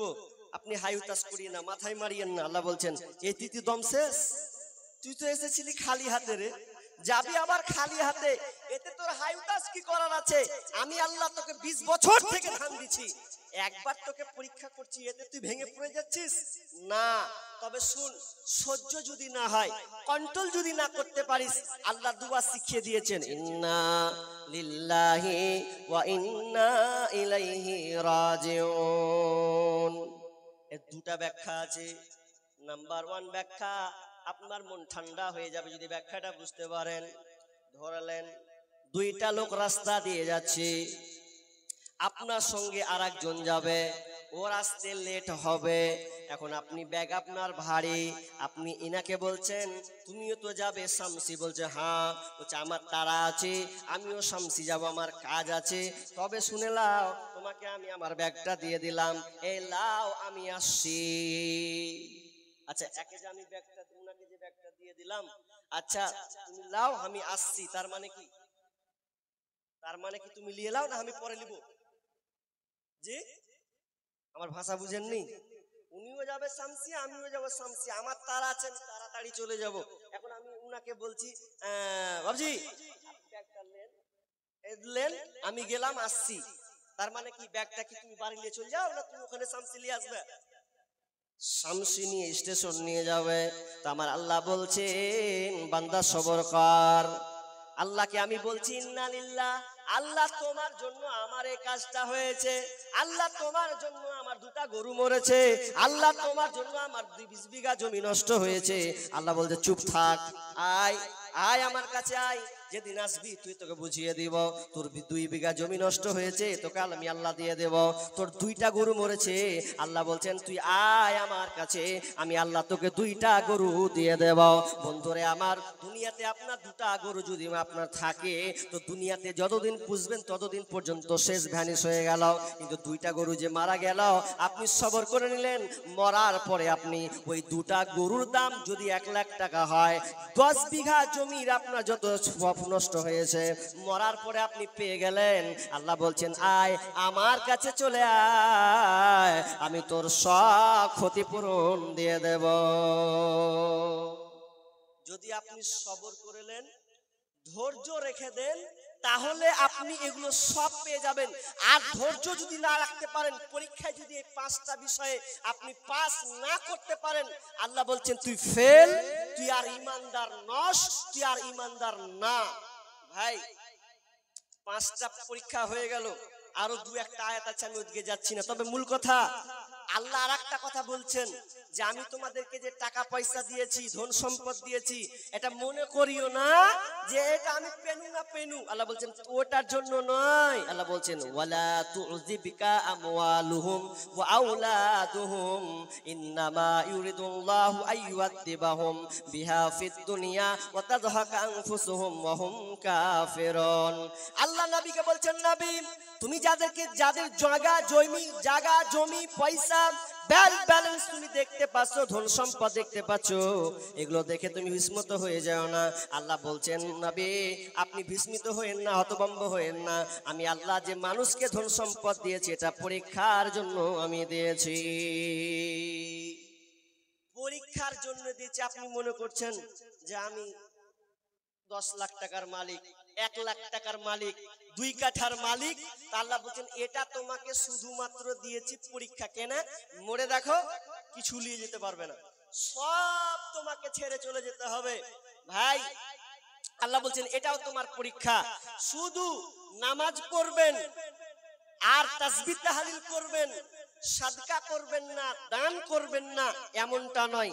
ভাই আপনারা কিন্তু উঠতে লেগেছেন অনেকেই, তো আল্লাহর রাস্তায় আপনারা উঠিয়েন না। আমি আর খুব জোরে কটা বাজে 20, 10টা মিনিট আপনার কাছে নিব, 10টা মিনিট। আপনারাও যাবেন, আমিও একসাথে যাব। ছেড়ে যাবেন কেন আমাকে? আমার বাড়ি এখানে হলে আমাকে টানতে হবে একদম মুর্শিদাবাদ। তো কি বলতে চাচ্ছি আপনাকে, যে 10টা মিনিট আপনার কাছে আমি চাচ্ছি, কেউ উঠবেন না। এটা হচ্ছে মসজিদে জুমার মসজিদ, অর্থাৎ 5 ওয়াক্তের সালাতের পাশাপাশি জুমা। যে মা আপনি আপনার সন্তানকে আপনি সাজগুজ করে ছেলেকে পাঠান, যা বেটা জুমার সালাত আদায় করে আয়, তা আপনাকে কত ভালো লাগে। তাহলে মসজিদ আপনি বানাচ্ছেন ইবাদতের জন্য, সেই মসজিদ বানাতে গিয়ে অর্থের দরকার, শ্রমের দরকার, বুদ্ধির দরকার, অনেক কিছুর দরকার আছে। আর এই মসজিদ এমন একটি ঘর যেখানে আল্লাহর ইবাদত ছাড়া দ্বিতীয় আর কোনো কাজ হবে না। তো এইরকম মসজিদের উন্নতি কল্পে আপনারা জালসা দিয়েছেন, যে মসজিদকে ভারত সরকার একটা পরিকল্পনা এঁকেছে, পাস করতে পারেনি, আবারও পরিকল্পনা টানা হয়েছে যে মসজিদগুলোকে দখলে নিয়ে নিব, মাদ্রাসাগুলোকে দখল নিব, কবরস্থানকে দখলে নিয়ে নিব, আমরা যেমন তাই করব। এটা কিছুদিন থেকে হচ্ছিল, এখন বন্ধ আছে। না জানি তাদের পরিকল্পনা শেষ নাই। তবে আমাদেরকে চুপচাপ থাকলে হবে না, আমাদের কাজ করে যেতেই হবে। মসজিদকে আরো সুন্দর করতে হবে, মুসাল্লি বাড়াতে হবে, মক্তব বাড়াতে হবে, এরকম জারি থাকতে হবে। তো ভাই আমি আপনাদের কাছে শেষে 10টা মিনিট নিব। আমি একজন মুসাফির মানুষ। আল্লাহ রাসূল বলেছেন কোনো মুসাফির ব্যক্তি যদি কোনো জায়গায় আসে আর মুসাফির ব্যক্তির হাতে যদি কেউ দেয় তো আল্লাহ তাআলা, মুসাফির যদি কোনো দোয়া করে দেয় তো আল্লাহ তাই মুসাফিরের দোয়াকে কবুল করেন। আপনার কি মনের ইচ্ছা আছে, আপনার কতটুকু আপনার বাসনা কত ক্ষোভ আছে, আপনি সে উদ্দেশ্যে আপনি মসজিদে দেন, আমার হাতে দেন, আমি আল্লাহর কাছে দোয়া করবে অধম দোয়া করে দেব, আল্লাহ এই দোয়া কবুল করবেনই করবেন। আর এখন তাহাজ্জুদের সময়ের দিকে চলে এসেছে, অতএব গভীর রাত, তো যারা উঠছেন আল্লাহর রাস্তে ক্ষুদ্র দান আপনি দিয়ে যাবেন। একটা লোক আছেন যে 5,000 টাকা আমার হাতে দিবেন, একটা লোক 5,000 টাকা হবে ভাই?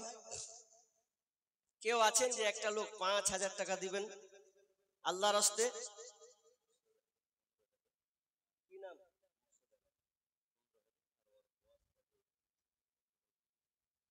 25 টাকা নাকি? 25,000। কি নামটা জানেন? মুর্শেদ আলম, মাশাআল্লাহ। আচ্ছা আচ্ছা আচ্ছা, মুর্শেদ জামিরুল ইসলাম লেখা আছে যে। ও আচ্ছা, মুর্শেদ আলম এখানে বাড়ি, এখানে বাড়ি। 25,000। আর একটা কি ওর পার্টনার, ও কি দিয়েছে? 10,000 দিয়ে হয়ে যাচ্ছে 35। ও উনি তো 25 আর 10 35, তাহলে ও 15 আর 10, আমারই ভুল। তাহলে ও একজন 15,000 আর একজন দিয়েছেন 10, পার্টনার 10 দিয়ে টোটাল হচ্ছে 25,000 টাকা। আহা, রব্বুল আলামিন। বিদেশে আছে নাকি গো? বাড়িতে আছে তো দেখা করতো, আপনাকে ফোন পে পাঠিয়ে দিয়েছে, কাজ সেরে নিয়েছে। হ্যাঁ জিজ্ঞা, আল্লাহ 15,000 এবং 10,000 দুই পার্টনার মিলে 25,000 টাকা দিয়েছেন। রব্বানা আতিনা ফিদ দুনিয়া হাসানা ফিল আখিরাতি হাসানা ওয়া কিনা আযাবান নার। রব্বুল আলামিন দানকে আল্লাহ তুমি কবুল করে নাও। রব্বুল আলামিন যে উদ্দেশ্যে দিয়েছে আল্লাহ তুমি মনের আশা আকাঙ্ক্ষাকে পূর্ণ করো। আল্লাহ আমি একটা অধম গুনাহগার বান্দা, আল্লাহ আমি তোমার কাছে আমার শান জ্ঞান মোতাবেক চাই, আল্লাহ তুমি তাকে শান মোতাবেক দাও। আল্লাহ যে উদ্দেশ্যে দিয়েছে আশা পূর্ণ করে দাও, বালা মুসিবত দূর করে দাও। আল্লাহ সংসারকে সুখী করে রাখিও। আল্লাহ আত্মীয় স্বজন মারা গেলে জান্নাত নসিব করিও। আমিন সুম্মা আমিন। শাহজাহান কোথায় বাড়ি? ধনেগুজি পাশের গ্রাম। আচ্ছা, কি যে শাহজাহান নাম? কত? 3,000 টাকা ক্যাশ মায়ের জন্য দিচ্ছে। আহা, মায়ের জন্য মারা গেছে নাকি? মা মারা গিয়েছে। আল্লাহ মায়ের জন্য একজন ভাই শাহজাহান, তিনি 3,000 টাকা দিয়েছেন। আল্লাহ তুমি দানকে আল্লাহ তুমি কবুল করে নাও। আল্লাহুম্মা গফির লাহু ওয়ারহামহু আনতা খায়রুর রাহিমিন।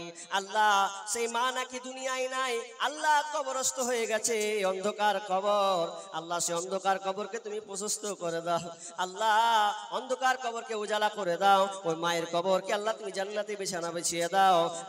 আমিন সুম্মা আমিন। কি নাম? কালিয়ার আমিন।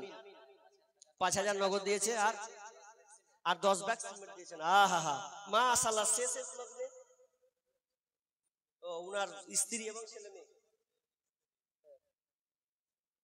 স্ত্রীও মারা গেছেন নাকি?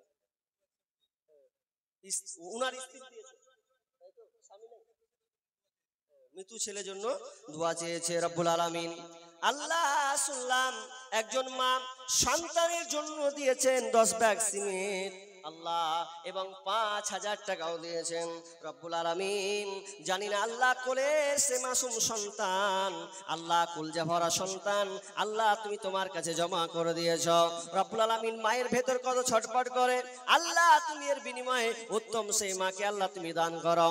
আল্লাহ তার পরিবারকে আল্লাহ তুমি সুখে শান্তিতে ভরে দাও। আল্লাহ বাকি সন্তানদেরকে আল্লাহ তুমি সহি সালামতে রাখিও রব্বুল আলামিন। কবরস্থ হয়ে গেছে, জানি না অন্ধকার কবর কি হালাতে কি পর্যায়ে আছে। আল্লাহ সাপ বিচ্ছুর ঘর, আল্লাহ তুমি সাপ বিচ্ছু থেকে তুমি উদ্ধার করো, অন্ধকার কবরকে আলোকিত করে দাও। ওই আলোকিত কবরকে আল্লাহ তুমি জান্নাতি বাগিচা বিছানা বিছিয়ে দাও। আমিন সুম্মা আমিন।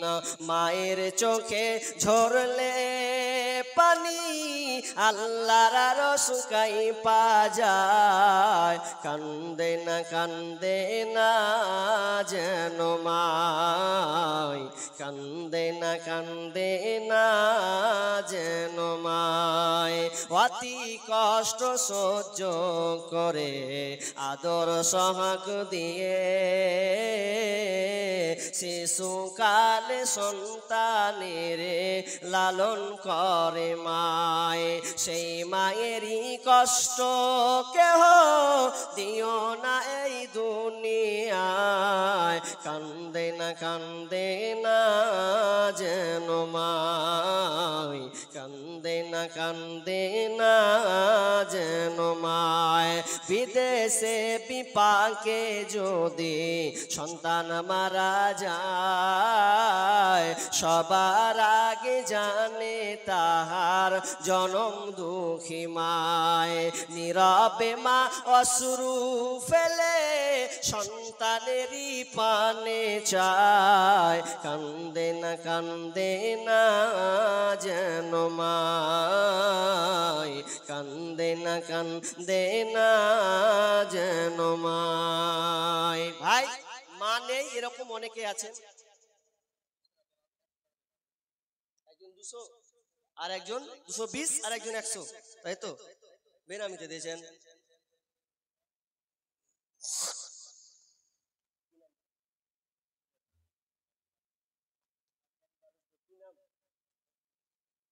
ও মানে ওনার ছেলেরা, তাই তো নাম জানেন না?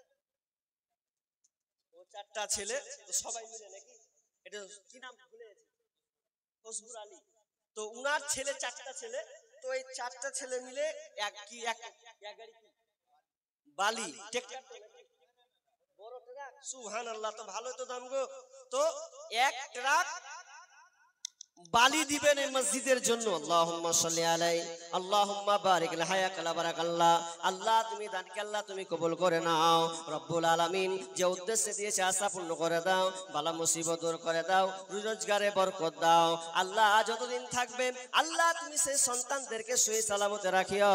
আল্লাহ পিতাকে তুমি ধৈর্যের সঙ্গে সবর সঙ্গে রাখিও, ঈমান হালাতে বাঁচিয়ে রাখিও। যতদিন থাকবে আল্লাহ তুমি তাদের ব্যবসা বাণিজ্যে উন্নতি দান করিও, আমিন সুম্মা আমিন। একলা জীবন 100 করে দুজন মেয়েদের মহল থেকে নাকি, মেয়েদের মহল থেকে দুজন 100 করে দুজন দিয়েছেন 200 টাকা, 100 টাকা করে দিয়েছেন। আল্লাহ তুমি দানকে কবুল করে নাও। আল্লাহ যে উদ্দেশ্যে দিয়েছে আল্লাহ তুমি সেই উদ্দেশ্য পূরণ করো, বালা মুসিবত দূর করে দাও, রোজগারে বরকত দাও। আল্লাহ যতদিন থাকবে আল্লাহ তুমি তাকে সহি সালামতে রাখিও, আমিন সুম্মা আমিন। সাদেকুল এক বড়া সিমেন্ট দিয়েছেন। আল্লাহুম্মা সাল্লি আলাই, আল্লাহুম্মা বারিক আলাই। আল্লাহ তুমি দানকে আল্লাহ তুমি কবুল করে নাও, যতদিন থাকবে আল্লাহ তুমি ভাইকে হেফাজতে রাখিও, আমিন সুম্মা আমিন।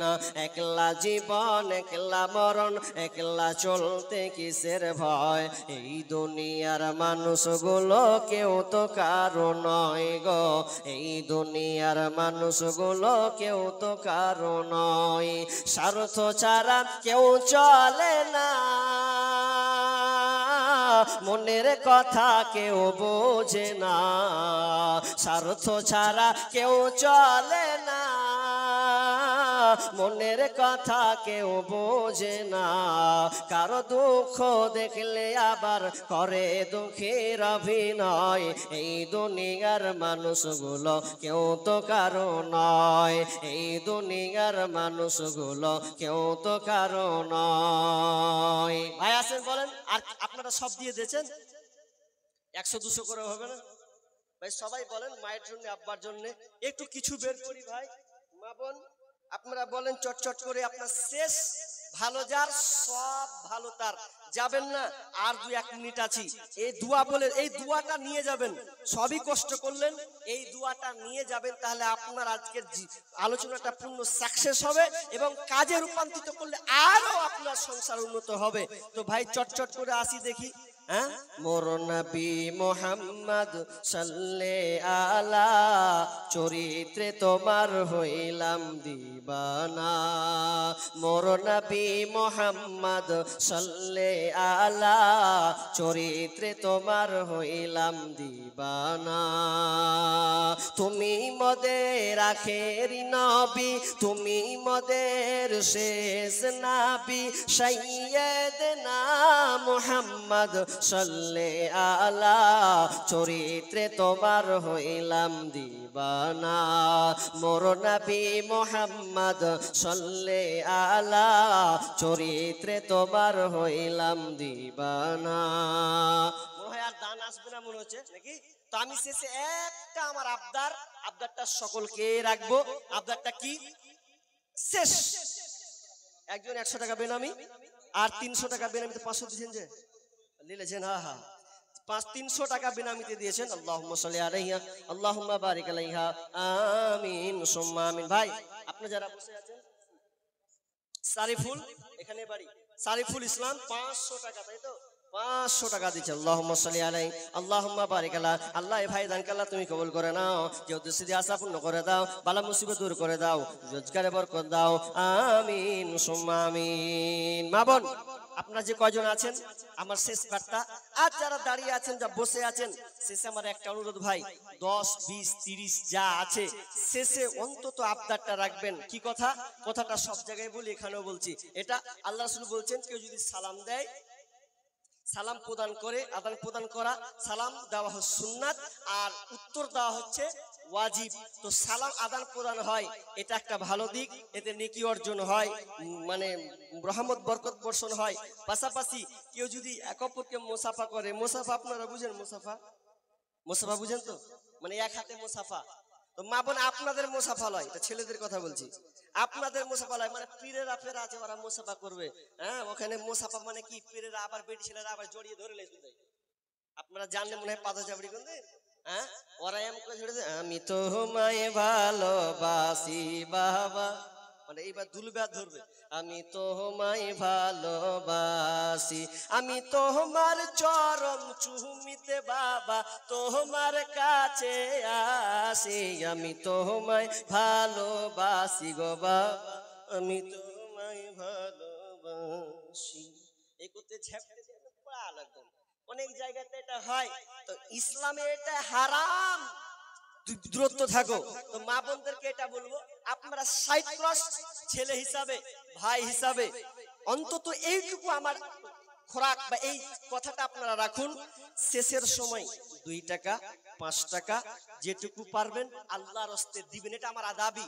আপনার আঁচলে যদি 2 টাকাও থাকে, অন্তত ওই 2 টাকা খুলে দিয়ে শেষ ভালো যার সব ভালো তার ভাগবেন না, একটু সবাই মিলে একজন যা, কোনো একটা ছোট ছেলেকে পাঠান, কেউ আছে না সব বড়, যে একজন শেষ বেলা একটু ঘুরিয়ে 5-10 টাকা যা হয়, আর মর্তুজে 100 টাকা আর এবং 1 ব্যাগ সিমেন্ট, আর একজন ভাই দিয়েছেন 100 টাকা।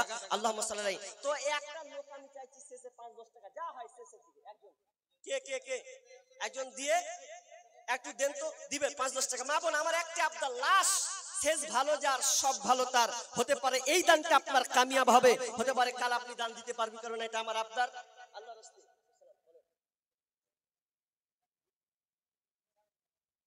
1000 বাকি লিখে শফিকুল ইসলাম কোন ভাই 1000 টাকা লিখে রাখুন। আল্লাহুম্মা সাল্লি আলাইহি আল্লাহ। আপনি উল্টা বুঝে নিলেন লোকটা, কি ভাবা করেন তো? আমি বললাম মেয়েদের দিকে যাও, তো এরা এদিকে ঘুরছে। ও ভাই মেয়ের দিকে যাও, 5-10 টাকা ওরা আমাকে হাতে দিবে, দরকার নাই ভাই, আপনারা 5-10 টাকা আমার হাতে দিয়েন। আল্লাহর রাস্তে মুসাফা করলে নেকি আছে, আল্লাহ রাসূল বলছেন এক হাত আর এক হাতে মুসাফা করলে হাতের গুনাহ মাফ হয়, হাতের গুনাহ আল্লাহ ক্ষমা করে দেয়। তো দেখি আপনারা আসেন একটু মুসাফা করি, 5 টাকা 10 টাকা যা আছে, আপনি দিয়েছেন 500 1000 200 1000 দিয়েছেন, আমি আপনার কাছে 5 টাকা নেবো, বেশি নাই, 10 টাকা দিবেন এটা আপনার, কিন্তু আমি 5 টাকা চাইবো একটু মুসাফা করার জন্য। আসেন আল্লাহর রাস্তে। জি জামানা মোবাইলে খাইছে জামানা, ফেসবুকে খাইছে জামানা, মোবাইলে খাইছে জামানা, ফেসবুকে খাইছে, অল্প বয়সের ছেলে মেয়ে প্রেমে জড়াইছে জামানা। 400 টাকা 100 টাকা লাগবে নাকি? দিয়ে দিয়েছেন। আহা জামানা মোবাইলে খাইছে জামানা, ফেসবুকে খাইছে, অল্প বয়সের ছেলে মেয়ে প্রেমে জড়াইছে জামানা, মোবাইলে খাইছে জামানা, ফেসবুকে খাইছে। সকাল বেলা বাবা বলে যাস রে কোথায়, বাবার কথা শোনার মতো সময় যে আর নাই, বৈকাল বেলা বাবা বলে যাস রে কোথায়, বাবার কথা শোনার মতো সময় যে আর নাই। রাস্তার পাশে বসে বসে, রাস্তার পাশে বসে বসে ফ্রি ফায়ার খেলছে জামানা। মোবাইলে খাইছে জামানা, ফেসবুকে খাইছে জামানা। মোবাইলে খাইছে জামানা, মেসেঞ্জারে খাইছে। হুমায়ুনের স্ত্রী 500 টাকা, আল্লাহুম্মা সাল্লি আলা মুবারাক আলাইহি। আল্লাহ আর একজন মা দিয়েছেন 500 টাকা। আল্লাহ মারেন স্ক্যান কোনটা আছে? আরে স্ক্যান কোনটা আছে? 500 টাকা। আরে দেখেন আছেন। আল্লাহ হায়কাল্লাহ বারাকাল্লাহ। আর একজনের ভাই 500 টাকা দিয়েছেন। আল্লাহ তুমি দান কাল্লাহ তুমি কবুল করে নাও, আমিন সুম্মা আমিন। মা বোন কেউ বাদ হবেন না, 5 টাকাও চেয়েছি, শেষ। এটা শেষ আবদার, শেষ আবদার এটা। জামানা মোবাইল খাইছে জামানা, ফেসবুকে খাইছে। বিবাহিতা মেয়ে যখন ফেসবুকে ঢোকে, হ্যান্ডসাম ছেলে দেখে সে তো প্রেমে পড়ে। বিবাহিতা মেয়ে যখন ফেসবুকে ঢোকে, হ্যান্ডসাম ছেলে দেখে সে তো প্রেমে পড়ে। ওরে স্বামী সন্তান সব ছাড়িয়া, স্বামী সন্তান সব ছাড়িয়া নতুন প্রেমিকে চাইছে জামানা। মোবাইলে খাইছে জামানা, ফেসবুকে খাইছে জামানা। মোবাইলে খাইছে জামানা, ফেসবুকে খাইছে। রাতের বেলায় একা একা ঘুম যে আসে না, মেসেঞ্জারে না পাইলে বন্ধু ভালো লাগে না। রাতের বেলায় একা একা ঘুম যে আসে না, মেসেঞ্জারে না পাইলে বন্ধু ভালো লাগে না। তাই তো এখন মা বাবারা, তাই তো এখন মা বাবারা ভীষণ টেনশনে পড়েছে জামানা।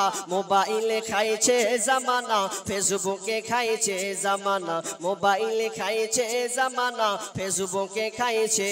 অল্প বয়সের ছেলে মেয়ে প্রেমে জড়াইছে জামানা। মোবাইলে খাইছে জামানা, ফেসবুকে খাইছে। মাশাআল্লাহ। আর একজন 100 টাকা। যাক আল্লাহ অনেক। ওই মা বোনদের দান চলেছে গো, চলেছে যে না? আল্লাহ চলছে গো, গাড়ি শেষ হয়নি এখনো। আল্লাহু আকবার। যাই হোক, মা বোনদের দানটা আসুক, আমরা দোয়া করে এখানে হাতে চলে যাই ফাটাফাট। এই নিয়ে আসো ভাই, তাড়াতাড়ি নিয়ে এসো, তাড়াতাড়ি আমরা শেষ করে দিই। আর কমিটির মধ্যে কেউ বাকি নেই? গাদাল বসবো হেজি ভর্তি কি শুনবে? হ্যাঁ কি শুনবেন গাদাল? ও 5 মিনিটের আবেগ মাগো শুনবেন? আচ্ছা, আরে মেয়েদের তরফ থেকে তো আহা হা। আচ্ছা আচ্ছা, 10 মিনিটের আবেগ মাগো 5 মিনিটের মন। কে তুমি মা দেখতে দিলা না এই পৃথিবীর মুখ।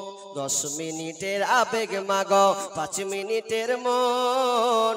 কে তুমি মা দেখতে দিলা না এই পৃথিবীর মুখ। জোর করে আসিনি ক তোর শরীরে আমি, পৃথিবীতে নাকি সন্তান হয় মায়ের কাছে দামি। তবে কেন সুখের ভুলে আমায় পেটে নিলা, সুখের শেষে কেটে ছিঁড়ে আমায় ফেলে দিলা। একদিন তুমি আমার কাছে, একদিন তুমি আমার কাছে আসবে ঠিকই মাগো। কি বলবে আল্লাহর কাছে জমা করে রাখো। আমি তো বেঁচে গেছি, আমি তো বেঁচে গেছি, বেঁচে গেল মান। নইলে লোকে বলতো মরে অবৈধ সন্তান। একটু অবৈধ সুখ পেতে মা, একটু অবৈধ সুখ পেতে মা আমায় পেটে নিলে। কলঙ্কের ভয়ে তুমি আমায় ছুঁড়ে ফেলে দিলে। তোমার মাও করতো যদি, তোমার মাও করতো যদি তোমার সাথে এমন, বুঝতে মাগো সেদিন তুমি মৃত্যুর যন্ত্রণা কেমন। মাশাআল্লাহ। যাক, আপনারা আলোচকের মুখ দিয়ে অনেক কথা আপনারা শুনলেন আমার আগে ভাই। তারপরে আমি আরো আগে